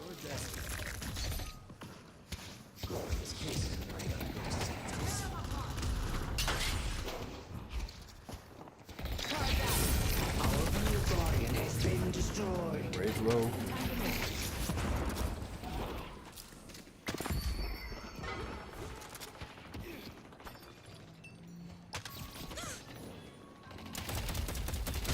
Our blue walker is under attack. And up they go.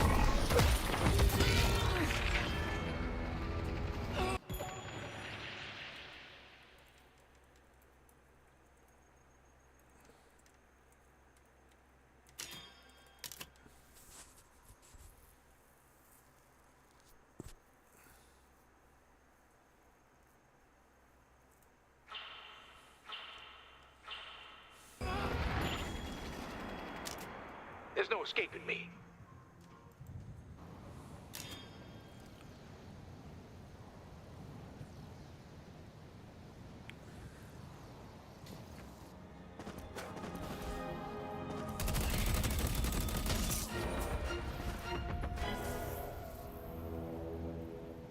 Inverness, you think you can take him now, or Add to yellow. should I Yellow go? walker is under attack. Abrams is I see pocket. Jin's chains are on cooldown. Play with the purple. going yellow. They have one on me. Flash behind you guys, careful. There's ult. Let's push this Abrams. We can probably get out some more chip on it. And this pocket is super low.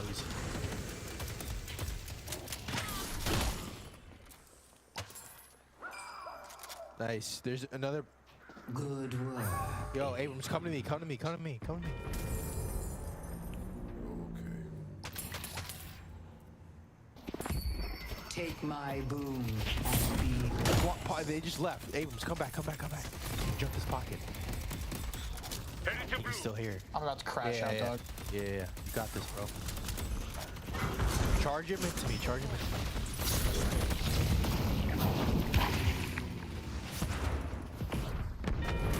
Nice. Let's get the fuck out of here.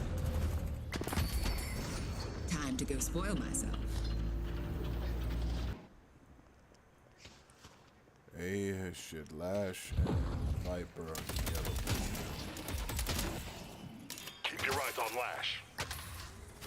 He might be behind us. I see Ivy. He might take teleporter. Damn it. Abrams, bro. We had him, bro. Oh, Lash TP'd. Oh, You smoked okay. this stupid fucking Our item. I yellow hate her. walker is I hate under her. I hate her. attack.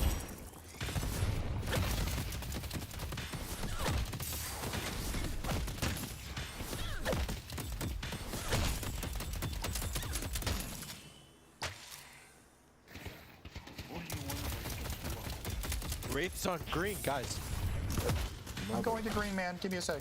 Ready to make them share their fate. Go and try to stop her. That Wraith is a menace.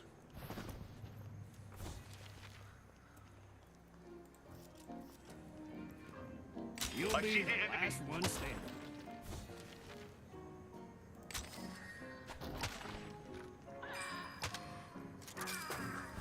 Nice.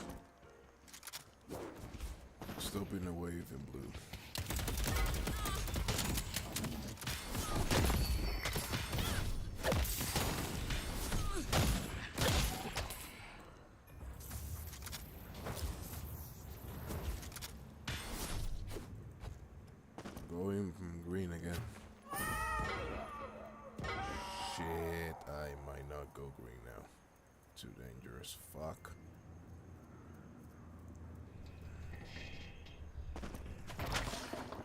Our green walker is under attack. Oh, fuck it. I might die, but whatever.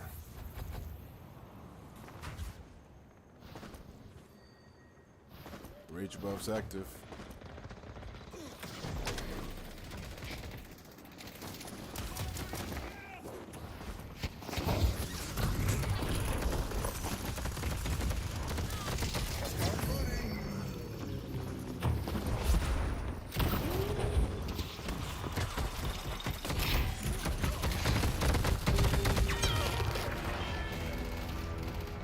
I won't let you hurt my friends. Waiting to be claimed. Green about to be taken, sadly.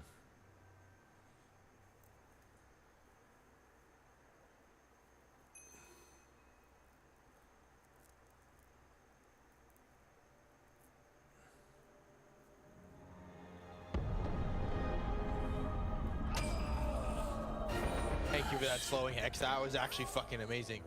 Holy fuck.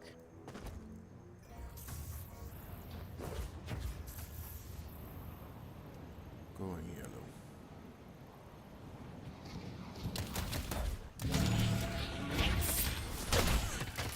Hey, Shiv, there's two about to be on you right now.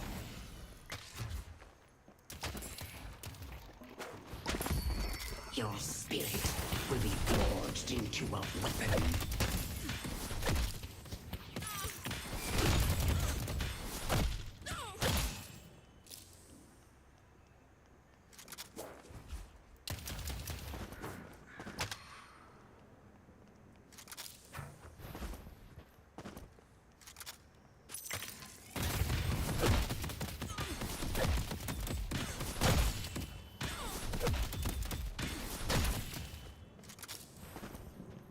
Headed to Broadway.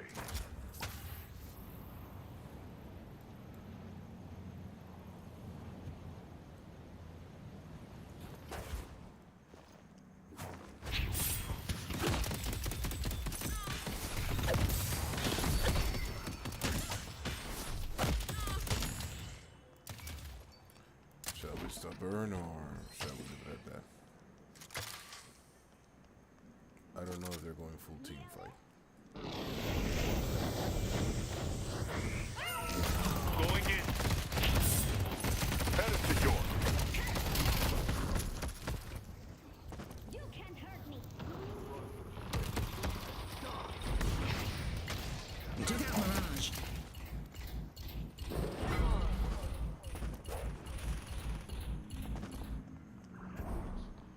The urn has been delivered.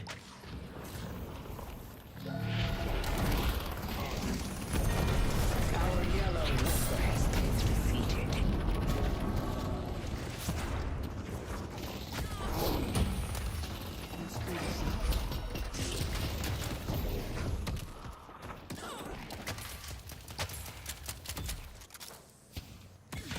Did they leave on yellow? Did they leave? Yeah, they left. Such arcane mysteries I will show you.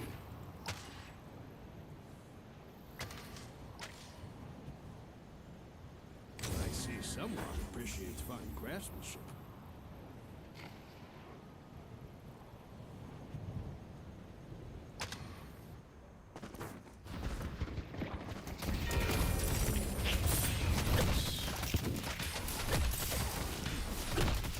Let's push Park. I have been blessed by the champion. I see Wraith. Going purple. There's the magician. Jin's chains are on cooldown.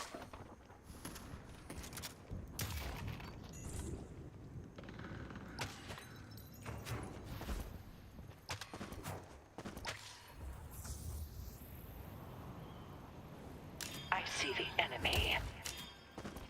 Keep fighting, Infernus. I see the enemy.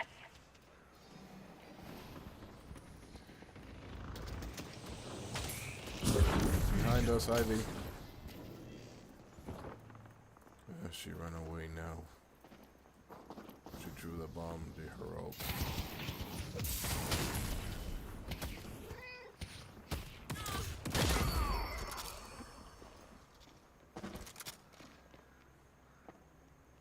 Lash and Warden in blue. Rage buffs active. The ritual will be completed soon. Help me, help me, help me.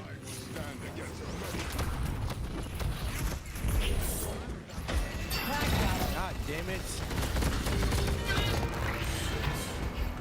They use all the roads. Our purple guardian has been defeated.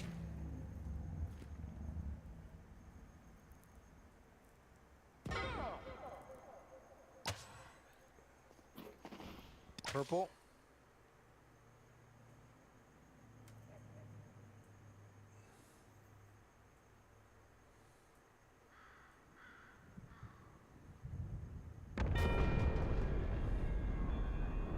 Wow.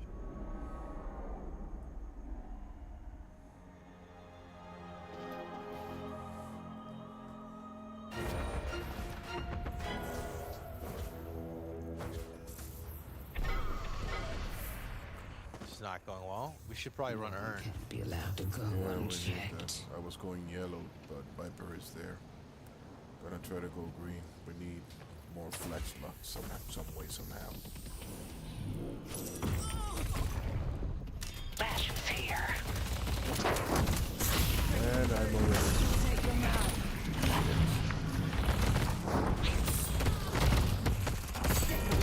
Our purple walker has been defeated. This is my worst game ever. I've never done this badly. For fuck's sake, I don't know what's wrong with me.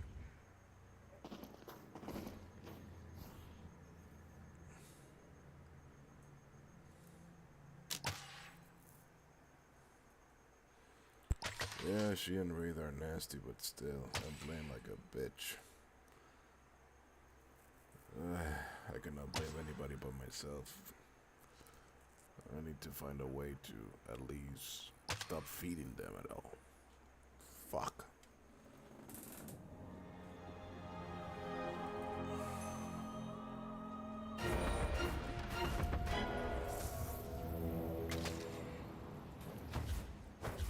I see Ivy.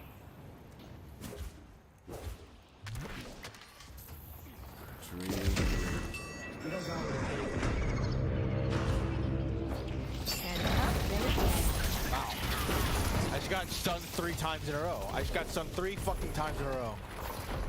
Nice work. Fuck, dude. Did I just lose souls as well? What the fuck? What just happened? Maybe you had a back? No, I had literally had 22k on my. I don't understand. They can take them to the back. I'm not sure. No, they can't. It's not secured. Okay, I don't know. I definitely just went down in souls on this leaderboard. That's fucking crazy.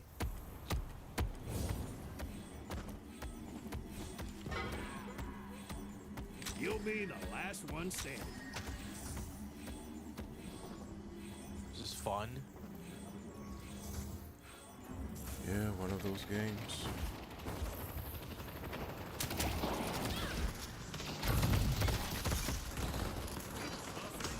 I'm too much paper machete right now, so I'm going to go Earn. If I try to fight them, they're gonna kill me. I know we have 40 cases. The best thing I can do for the team is simply get them souls. And they found me. Holy shit, how the hell are you here? I'm not even there. Warden's over there. Enemies have breached our stronghold.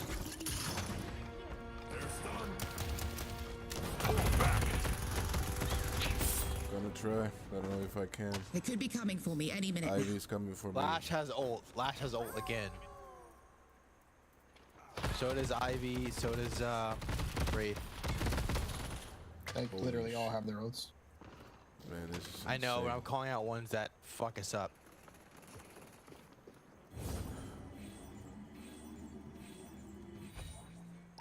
Enemies. I see Ivy.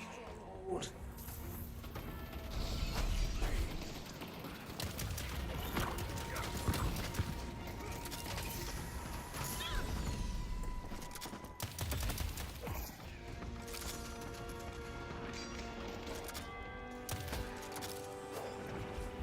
I'm going around again. I cannot feed them. I'm just gonna try to create distractions, like going days and You only have one shrine left.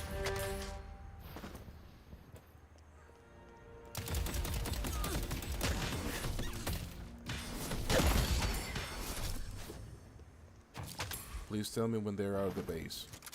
They are coming for We me need to eventually. make a stand and stop them.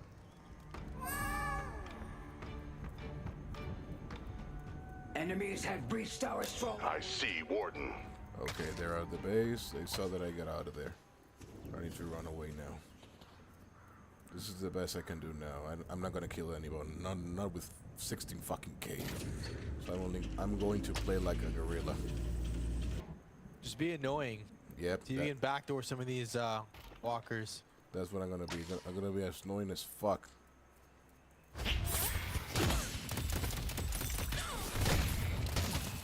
Shit, stone within that blue lane. They're taking that camp to your left. Be careful. It's Ivy.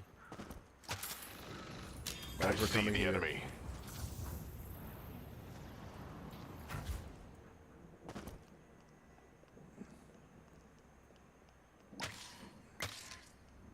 I see the enemy. Headed to purple.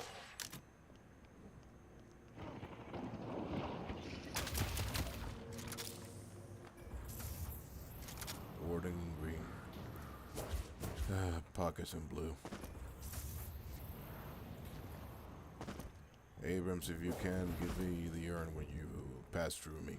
I can go cat form and I will be out of the map. No matter how much time passes. At least until the cat form stops. Ivy coming behind you.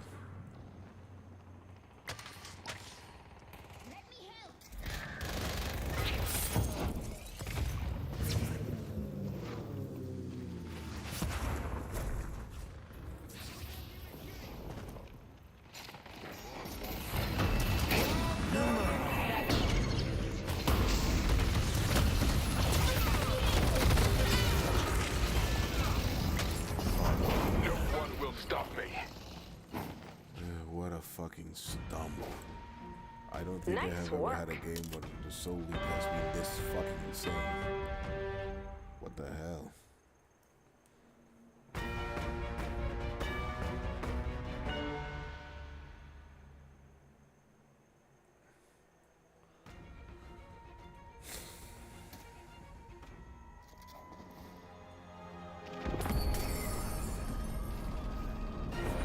Flash has ult. Flash is looking for a fight. Is waiting to be He claimed. has refreshed.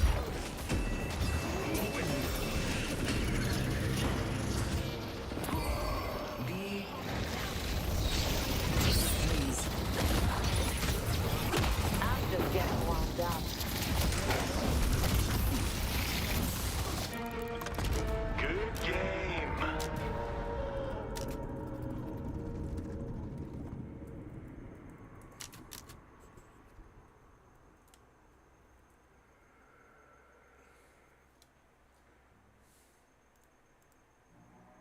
I hate myself.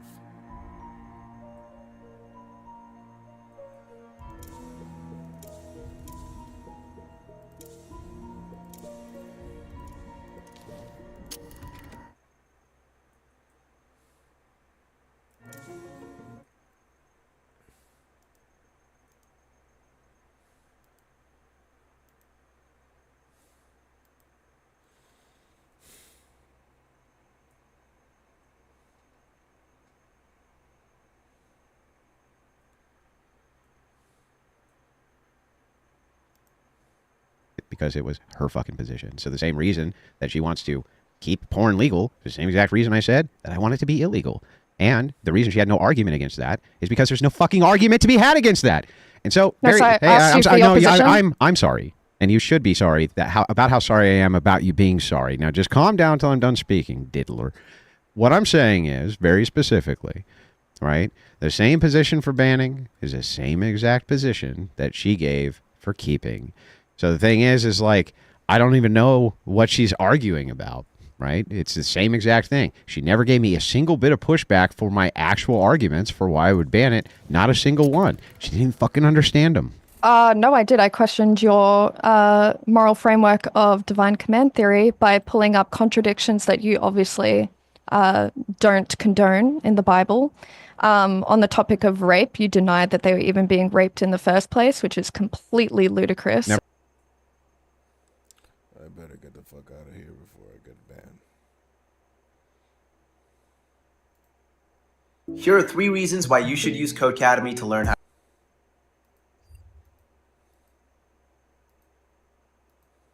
So just take out the spawner. You can buster it if you want, so that wouldn't be a bad idea if you want to take out some quick damage from the spawner.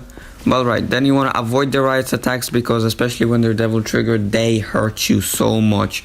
So just keep beating on them. You can just snatch them and then attack them. They're guaranteed to snatch over to you. Buster them if you want, but only in the air because when you're bustering in the air, it's safer than on the ground. And these guys are fairly easy to kill as long as you don't let them do anything. So just keep on beating on them and don't let them do anything to you because when they do, it does hurt.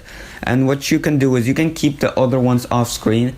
So like focus on one and just make sure the other ones aren't on screen because that way when enemies are off screen they pacify and they won't attack you, but they will try to get on screen. So you could try and do that and yeah, you will be safer that way.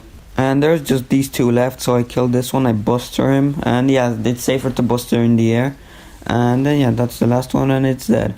So it's not a hard fight, just make sure you avoid getting hit by these guys. Because if they hit you multiple times when they're devil triggered in one fight, then you're gonna lose like well over half your health. And now you're gonna be moving through here and there's gonna be a couple of optional enemies so you don't fight those mushroom looking things. I forgot their name. Just don't attack them because they do count as enemies. So just break the Clifefront route and then go down the subway. And here we're gonna have another fight, which is gonna be one blocked off by a spawner. So technically you are able to skip it if you want, but we're gonna do it, even though I'm actually gonna break the spawner first. So I land a few hits on the Antenora and then I go get the spawner. And again, you can buster them if you want to let out some quick damage. So I start attacking the spawner, make sure it's dead and doesn't spawn more Antenoras. And once you take out the spawner, you are able to dip the fight if you want, but I'm gonna stay and kill them all. But alright, that is the spawner dead, and now I just have to kill a bunch of Hellcanis and Antenoras. So if you are staying to fight them, then it's not a hard fight at all. So just combo them all you want, just make sure you knock the Antenoras to the ground as little as possible so they don't empower as much. And yeah, just release some charge shots every now and again and vary up your moves, and yeah, it's really an easy fight. It's just a bunch of Hell Antenoras and Canis. So just beat on and kill them all and then move on. Not much else to say here in this fight. And you might be wondering, this mission is quite long, right?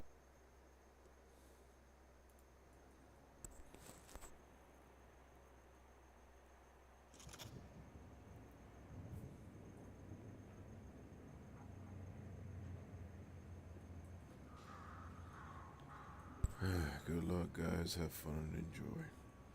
Anybody wants to switch?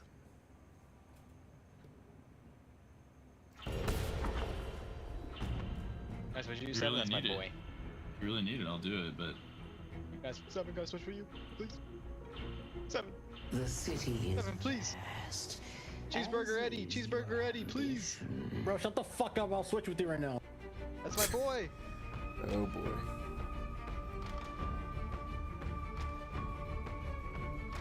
Eddie and I about to pop, bro.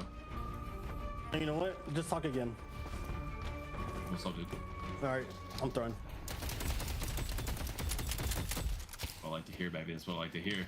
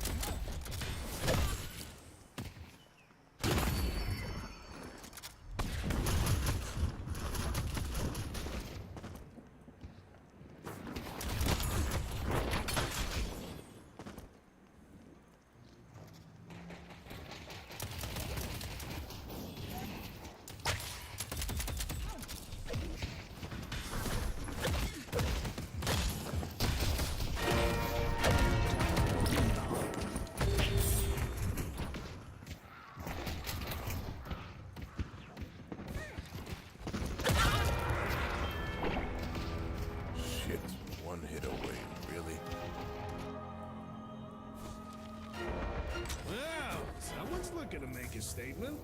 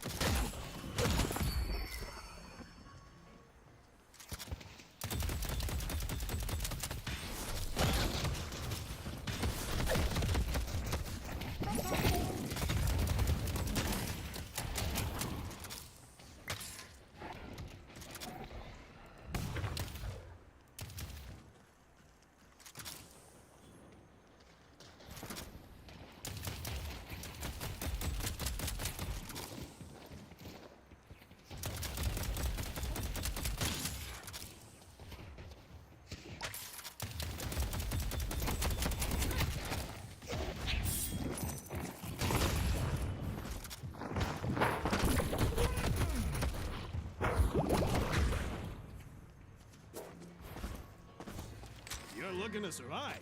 You came to the right place.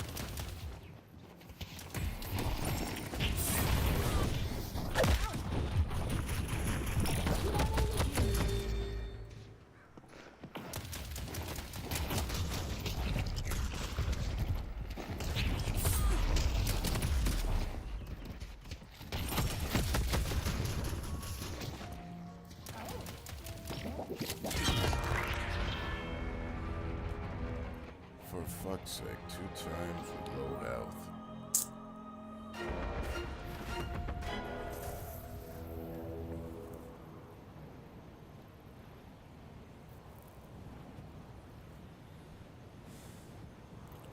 I don't know. I officially don't know how to use. God. I only know how to use Abrams.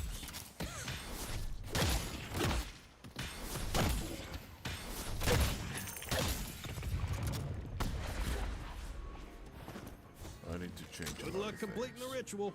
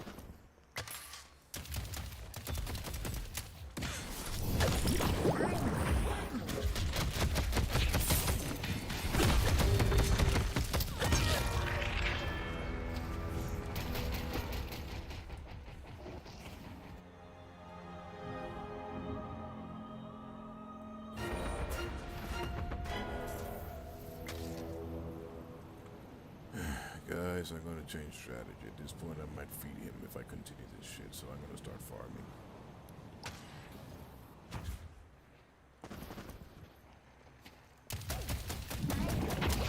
Seven. Our purple guardian has been defeated.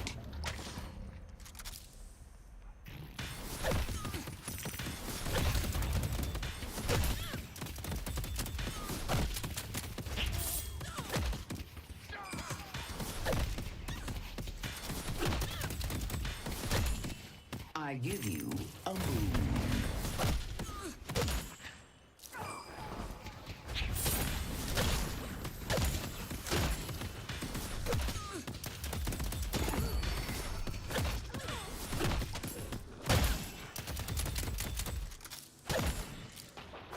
time to improve my gear.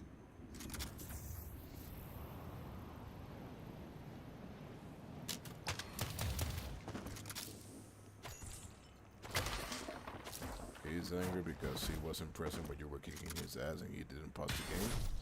That sounds like a he problem.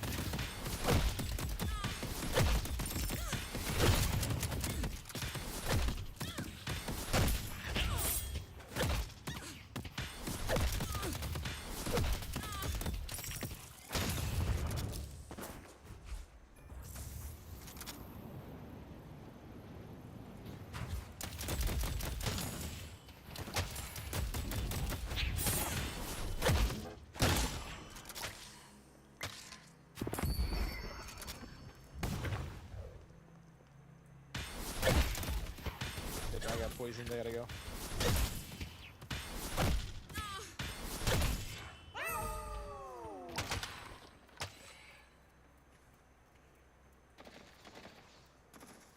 These two are fucking heavy hitters, bro.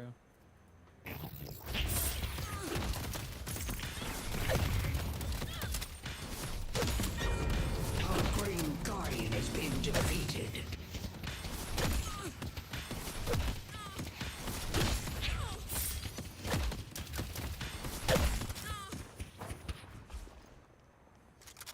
Our Purple Walker is under attack. Watch out, Wraith my gank. Watch out. My power is your power. Never mind, Wraith is here. Tell you what, I'll throw in a free keychain.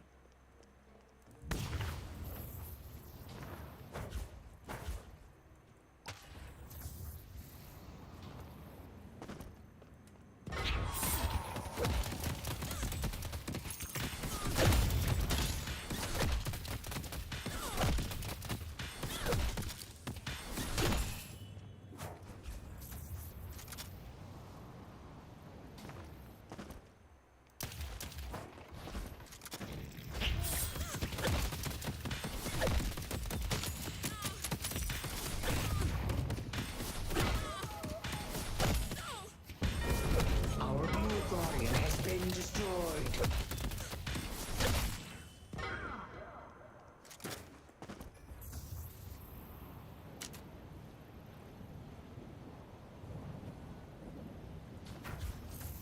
I'm going yellow. Mid-boss has... Our Purple Walker. They took out people. Now go out there and impose your will.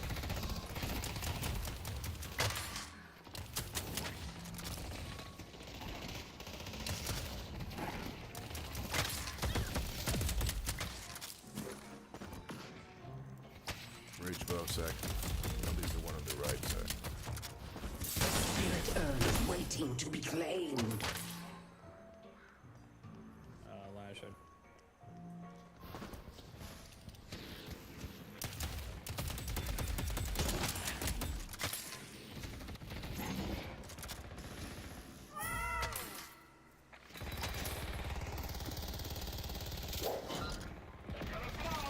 I'm not finished yet.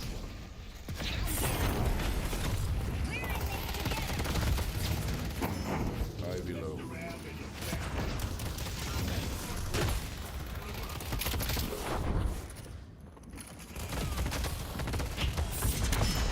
You dance.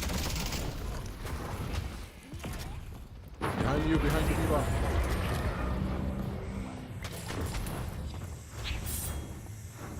Become purple. They took out people. Fuck. Sorry, Eva, couldn't help you. Not up to that. Ultimate pocket. Oh, he's in here. Fuck. That Viscous is low. Oh. Our Blue Walker is under attack.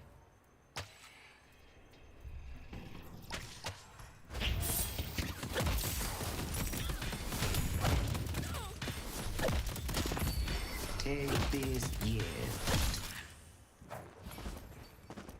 I see great talent. Pocket still in yellow. Tell them.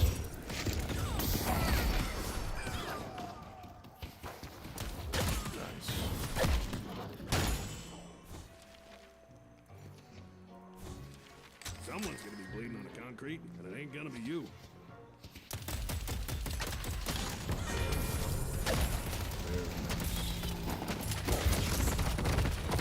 I see Kelvin. No green. I'm about to be dead. I'm coming yellow now. Yellow guardian has been destroyed. I have my ult. Oh. You might be able to get some damage then, if they don't run away. Nah, they run away, sadly.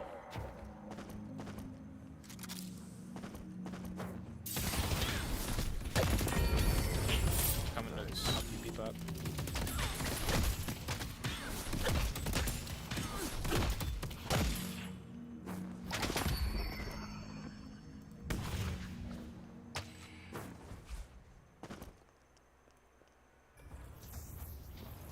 Our purple walker is under attack.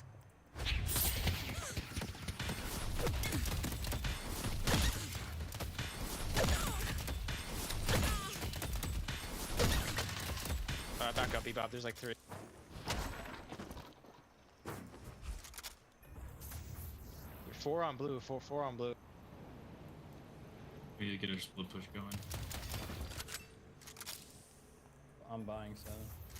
I tried to push yellow. I couldn't push forward. They were looking for me later.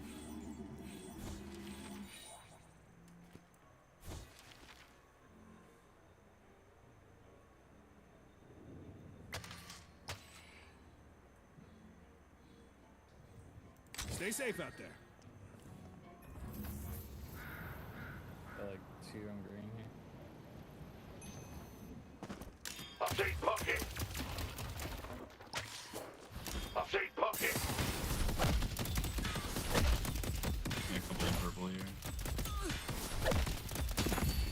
My strength will be yours.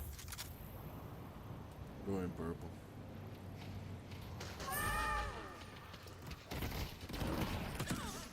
I see the enemy. This is up top. Coming to green.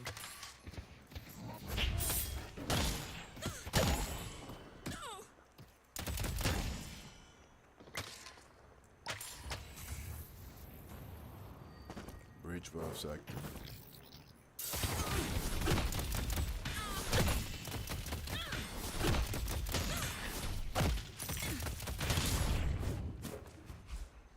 I see right. Pushing purple one. Oh no, I cannot. Kelvin is here. You would think someone would be interested in collecting souls.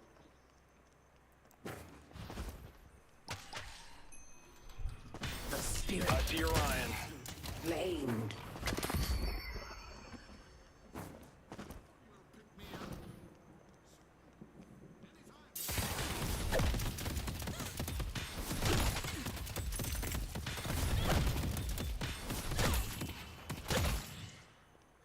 Disc is still in purple. Yeah. Let's try to get him.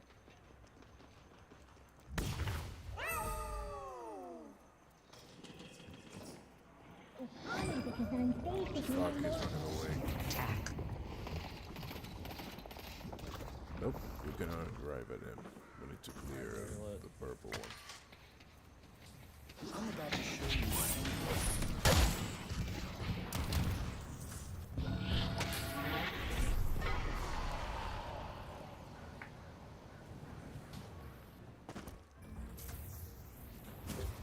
Going green. Do you want to try to get purple walker? They took Our green walker is under attack. Coming green. Pocket's low.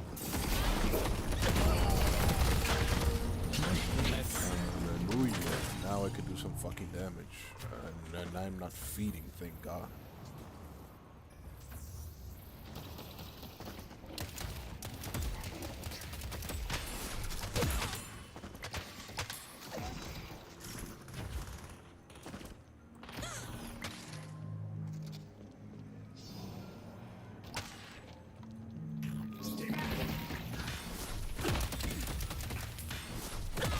I'm gonna swap the side. Ivy. Let's take him. Two in green.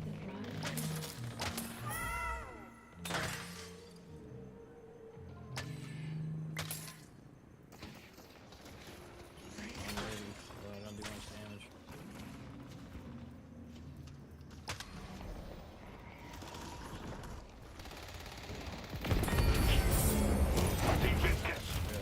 Walker is under attack.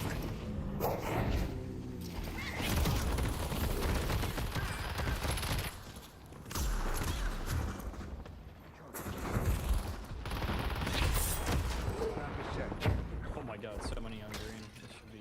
I'm about to die again. I believe you. Somehow I didn't die. What the fuck? I'm happy. Nice, dude. I'm gonna help you with green. It's the whole fucking team. Actually, team might be going yellow because they're not on green anymore. I should get it. You guys should get out yellow. Your patron cries for blood.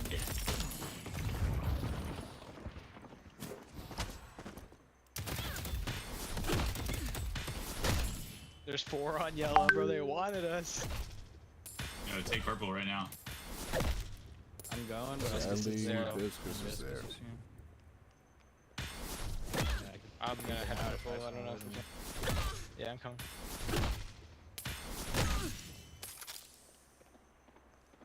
Oh, they're teleporting purple. Time to get out. Why am I getting out? They're teleporting purple, I think. I'm just gonna lead the minions up. We can dip. I'm gonna push a little.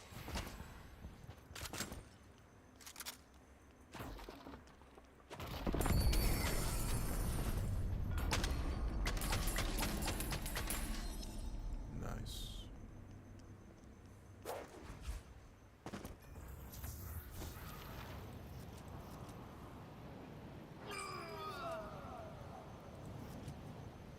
I see Ivy. No, I don't go selling these to just anyone.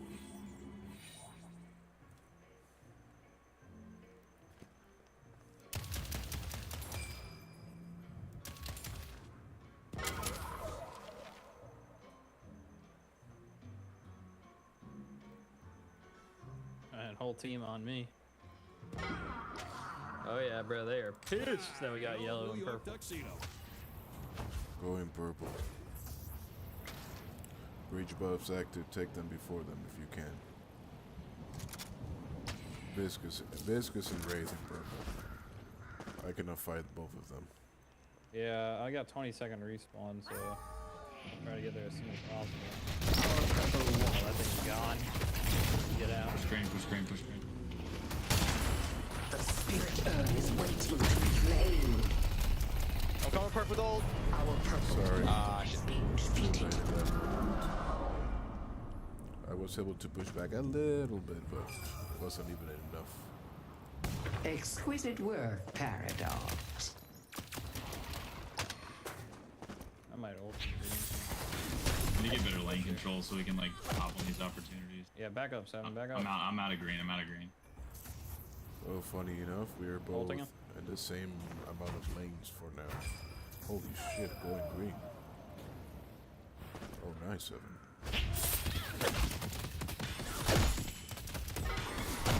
No. That's so unfortunate. At least we got 2.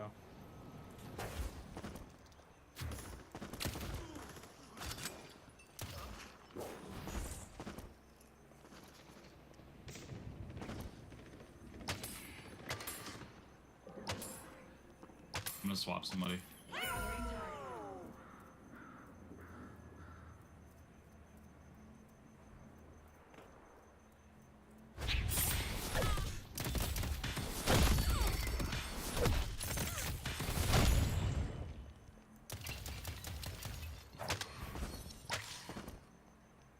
I've seen pocket. Going blue. If they're gonna be distracted, I can take the opportunity.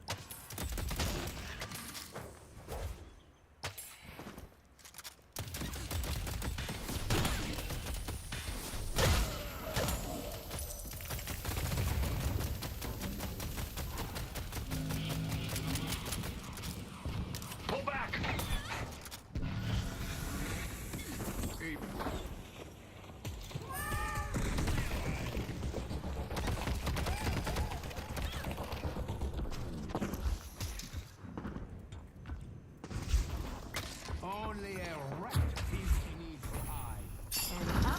now.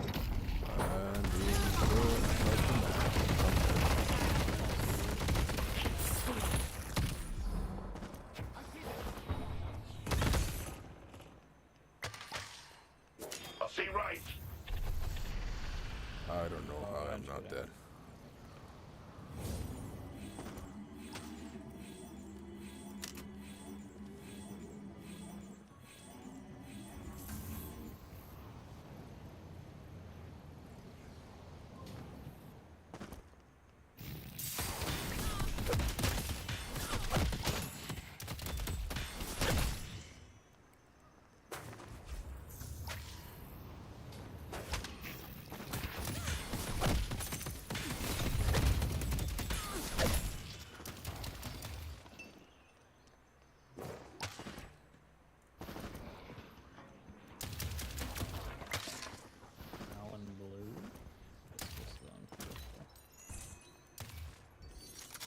Let's take out Viscous.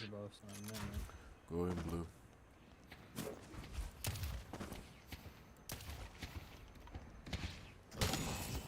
Pull back.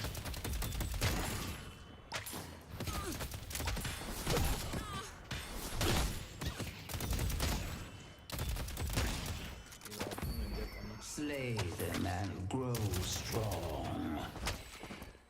One green. Maybe not, maybe blue. Probably get blue off.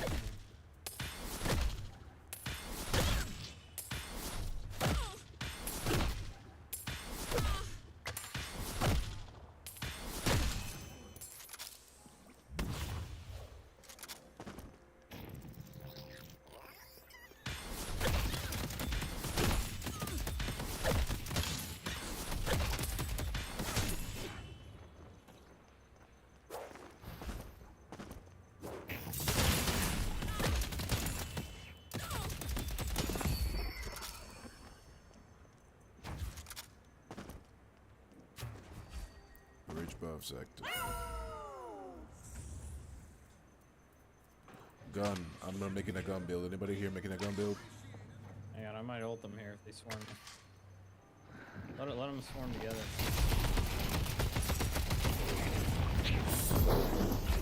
I'll see. Let's take out great talent. This is low. Got him.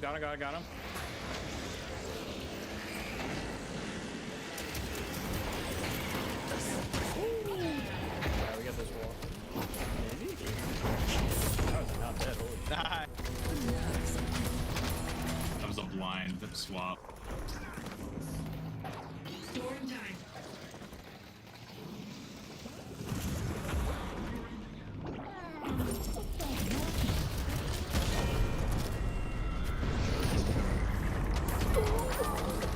I'm out of here. Yeah, I'm dead. I've seen pocket. Oh, the three of them are dead. We might be able to get mid. Maybe, but I'm a flick.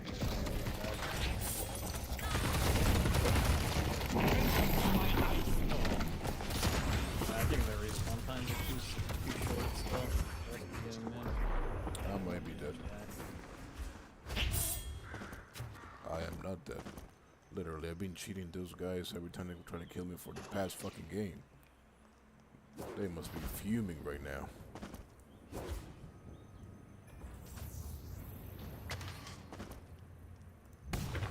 I'm going to push back purple.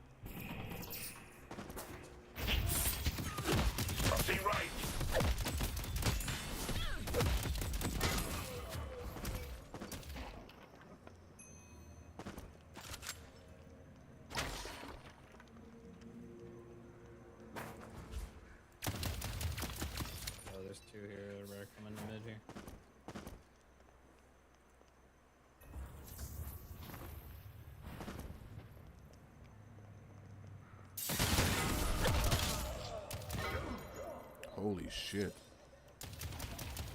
Ah, fuck. We lost that team fight for sure. Get out of there, guys. Ow. Come back if you need anything else. Wraithos is so stupid. They're probably gonna get mid off that shit. That'd be crazy if they did mid off that. Oh yeah, they probably are. Oh wow. I thought they'd get a walker. Let's go this. We're gonna have people back in time, I think. The rejuvenator is descending. Lock it. The green walker is under attack.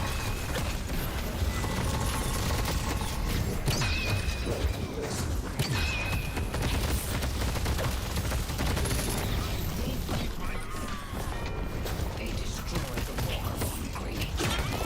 One by one. Fuck. Alright, just defend blue. I couldn't do shit. Everyone go blue.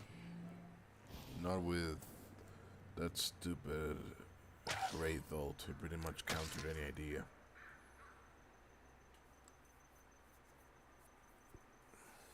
I'm gonna come yellow. Try to delay as long as you can.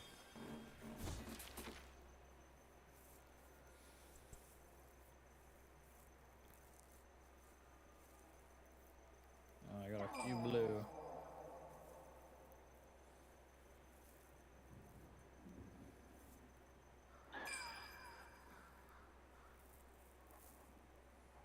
Oh, I'm gonna need help blue. Yeah, go blue, go blue, go blue.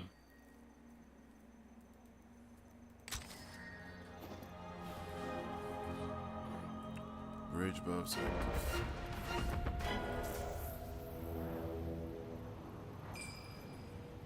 Okay, Ivy just dies. Got a lot of DPS right now. Someone's in our rebuy.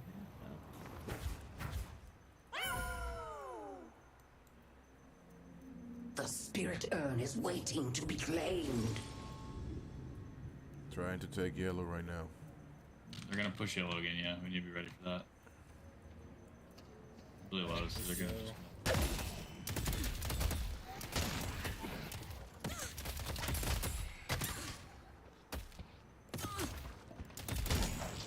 Getting over now.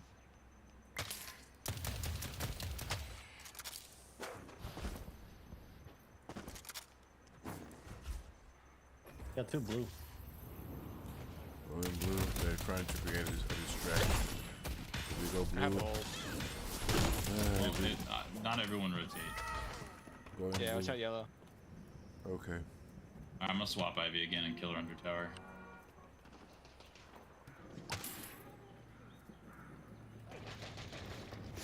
He's purple now, I think.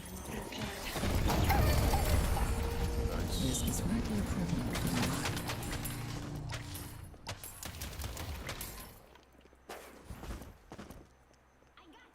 Fucking don't stop me! Ivy is still in blue.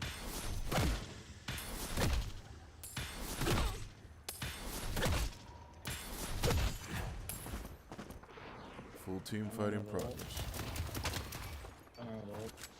They took out people. Walk away while you still have the chance. Responding kind. Okay, I got fucked. Shit. Wow, they are not really swarming up together. They're just shooting from far away. That's bad news.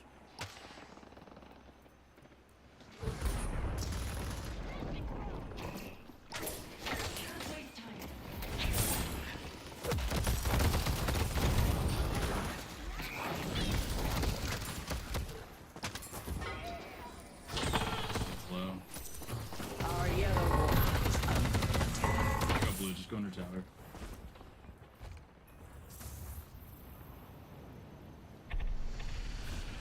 Oh, they might take it. Fuck. Heal up a little, go. Our blue walker has been destroyed.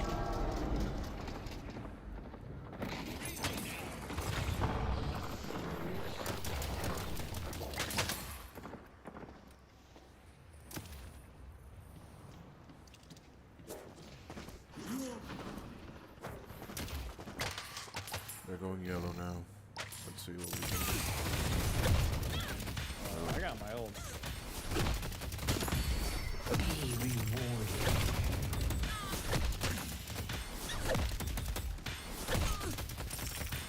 Need to go for an iron run or something.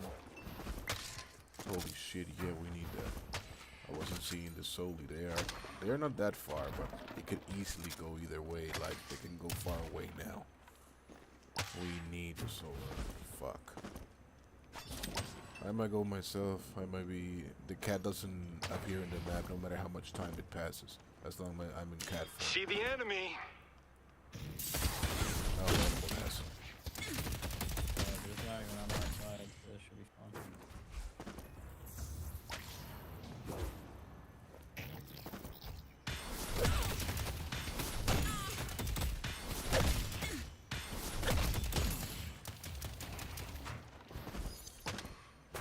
We all have our ults up. So. Pocket teleporting so do purple. we, though. Pocket teleporting purple. Ooh, this could be rough.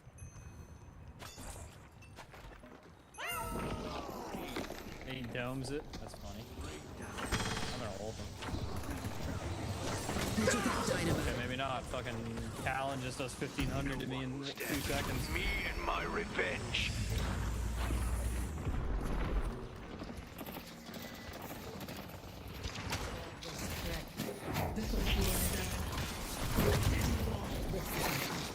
Wraith low as fuck.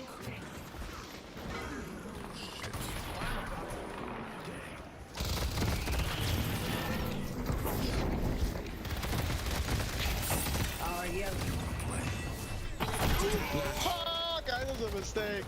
Your yellow walker has been destroyed. Nice, at least we didn't go. Alright, let's Erm's on the other side now. Viscous is on base. Fuck, going. I mean, here. Spirit urn is waiting to be claimed. Motherfucker.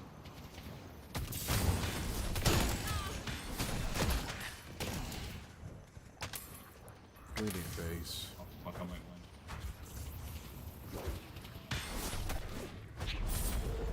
Mid-boss has arrived. Oh, we should go mid, maybe. Oh, we definitely shouldn't. We gotta push up aggressively. We can, but I think we can. We have more time than them to respawn and everything. But we need We to need to get re-everybody Erm, there. bro, while they're down. We're not gonna be able to get mid, bro. Yeah, I don't. Paradox, what are you doing with that, Erm? I had to buy fortitude, I'm so fucking low. One already TP'd here, Viscous. We'll have numbers right for a little bit. I'm coming to help Aaron. I see Viscous. You have a good eye. I'm ulting him. Probably gonna die here. Fuck. I'm afflicted. Come on, arrive on time. Also, drop the urn off, I can swap. Fuck!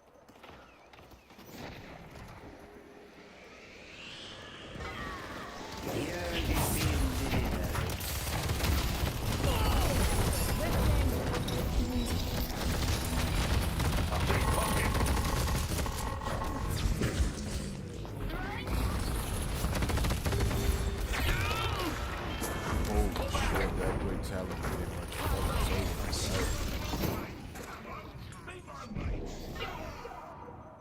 That was insane. I have enough arrows for all of you. They're going mid again. Push the lanes up, we might have time to get there.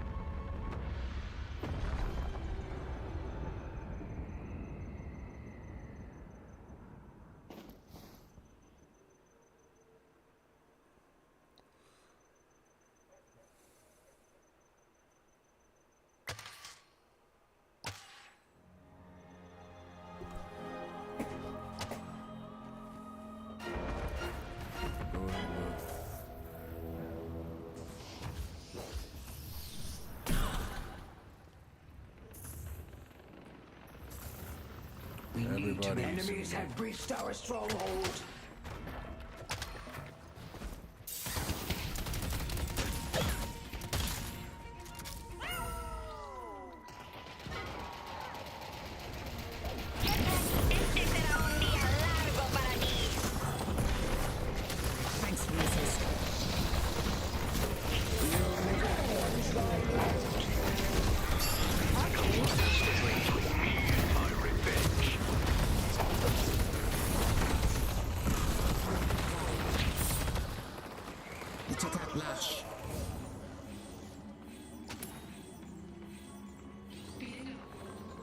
We need to make a stand and stop them.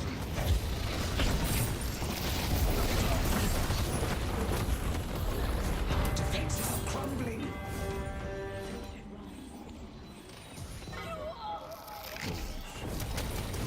Apenas estoy empezando.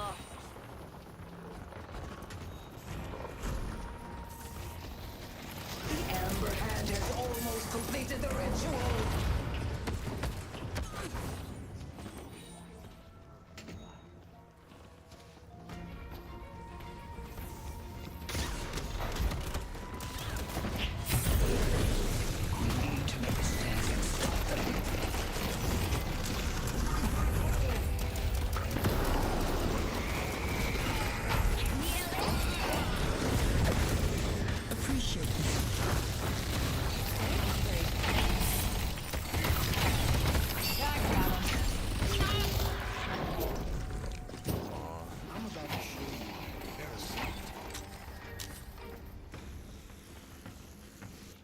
We were able to push them back at least.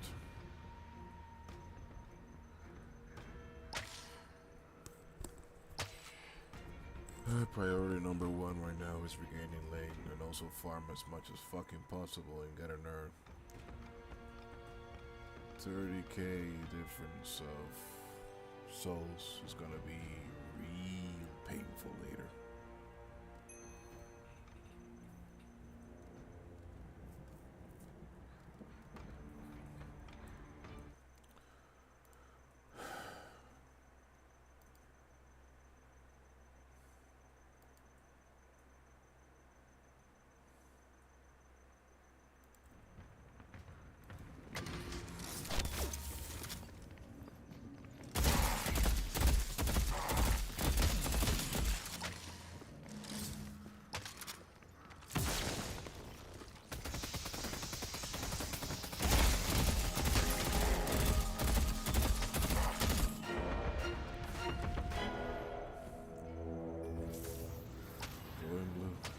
I see cameras in Kelvin.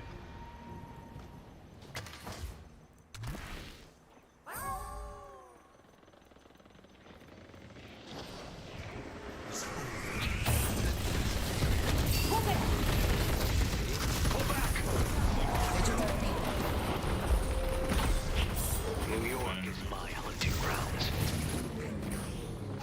They win this fight, they win the game. To get back. We cannot die more. Well, we need to hit and run, literally inside base.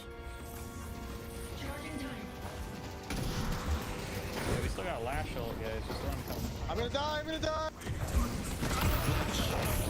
We don't have that. Drown in the blood of your allies.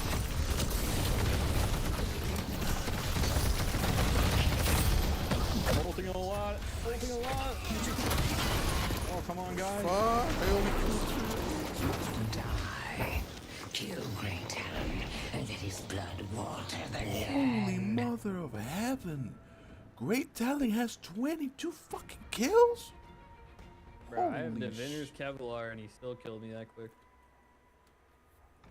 That motherfucker doesn't have an arrow. That motherfucker has a fucking No, nuke. I don't have spirit armor. I had to waste all my money just to get it. It takes a lot to get my ult even up here. I gotta get like teleports, period duration, range, all that shit.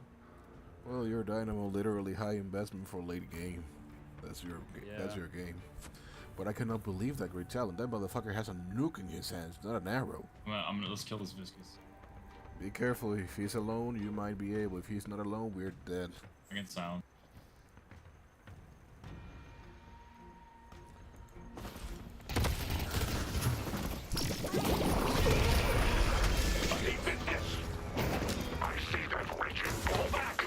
those 56 pesos he has are making a difference. Tactical birding coming. Oh shit, they might go a third. They might go a third mid boss. It's mine now. Did you get it?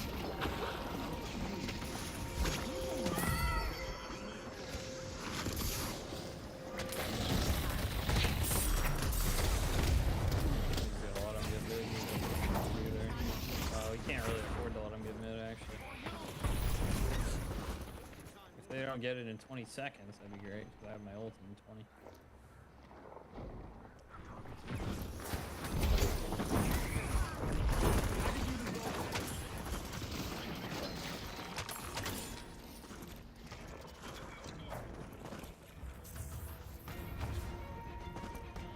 Hey, get back to base, get back to base. They do mid, then we can hopefully get it. I don't know if they can. Time to do my thing.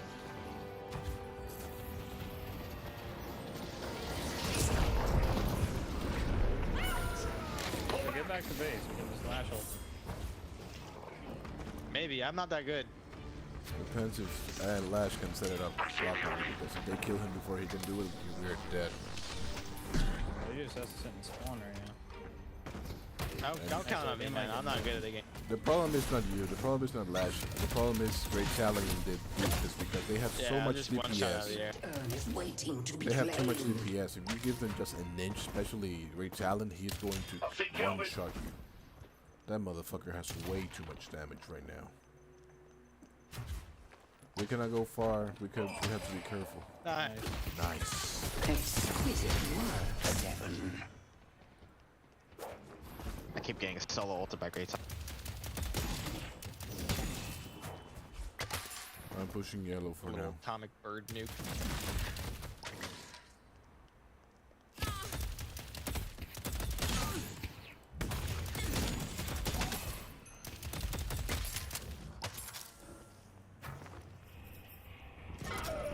Jesus Christ, dude. We gotta be grouped. I'm telling you, that damage is out of this fucking world. Yellow might distract them for now, but not for long. Pull back! Actually, they might do mid. They're I probably have to be mid. like right there if they're in mid. Just be nearby. Just fucking pushing back lanes right now. I don't know if they're gonna do mid or not. Curse is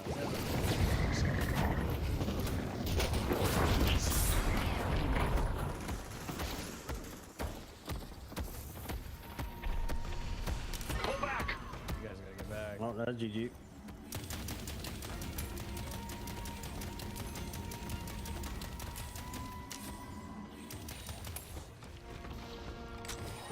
Oh, my friend. You just upped your strut. Please represent.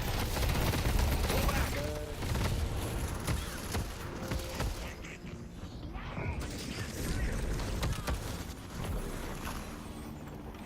We need to make a stand and stop them. Oh, we gotta wait for this lash ult. It's the only thing I No, can don't save count it. on my lash ult, dude. I'm not. We gotta go for it.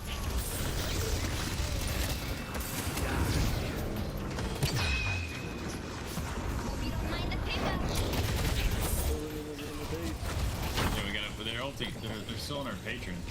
I know. Alright. Seven. Use stand and stop them.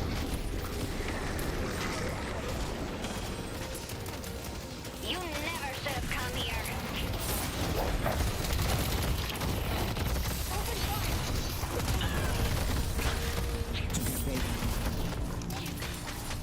I gotta flick it. I'm back to base.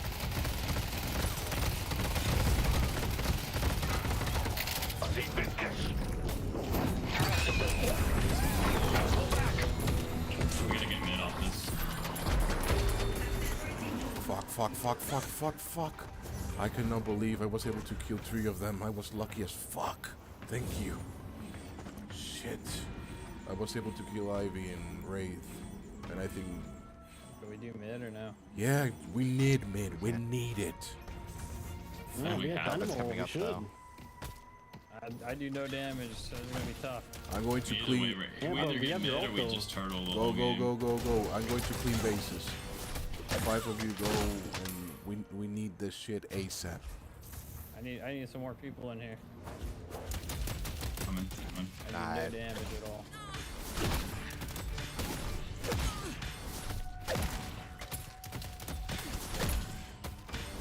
You gotta got get people this a here. lot quicker. Nah. I'm coming. I'm speed boosting. We need to get this a lot quicker. Hopefully this will give you the edge. Meleeing it. Oh my god, dude, we don't even have the damage. What is this? We don't have enough Just people melee in it. here. Come and get me. Oh my god, we took way too long to get that. Oh, that's probably GG's. Yep, that is GG. Ah, shit. I thought that we had enough. Sorry, guys. The idea was I was the one that screwed the most mid. Shit.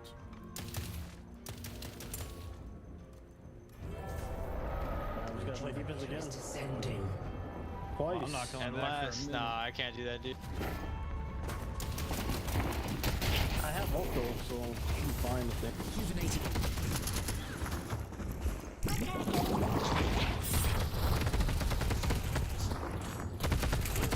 I have that.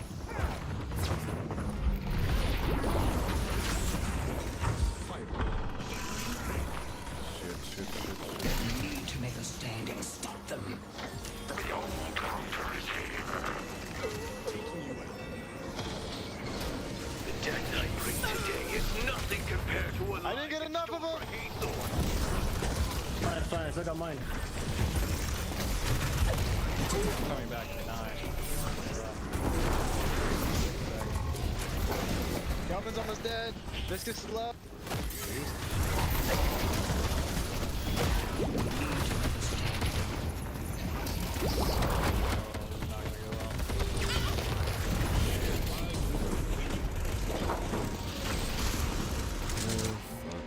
Good try. Yeah, it was a good try. Today is a day for bloody retribution.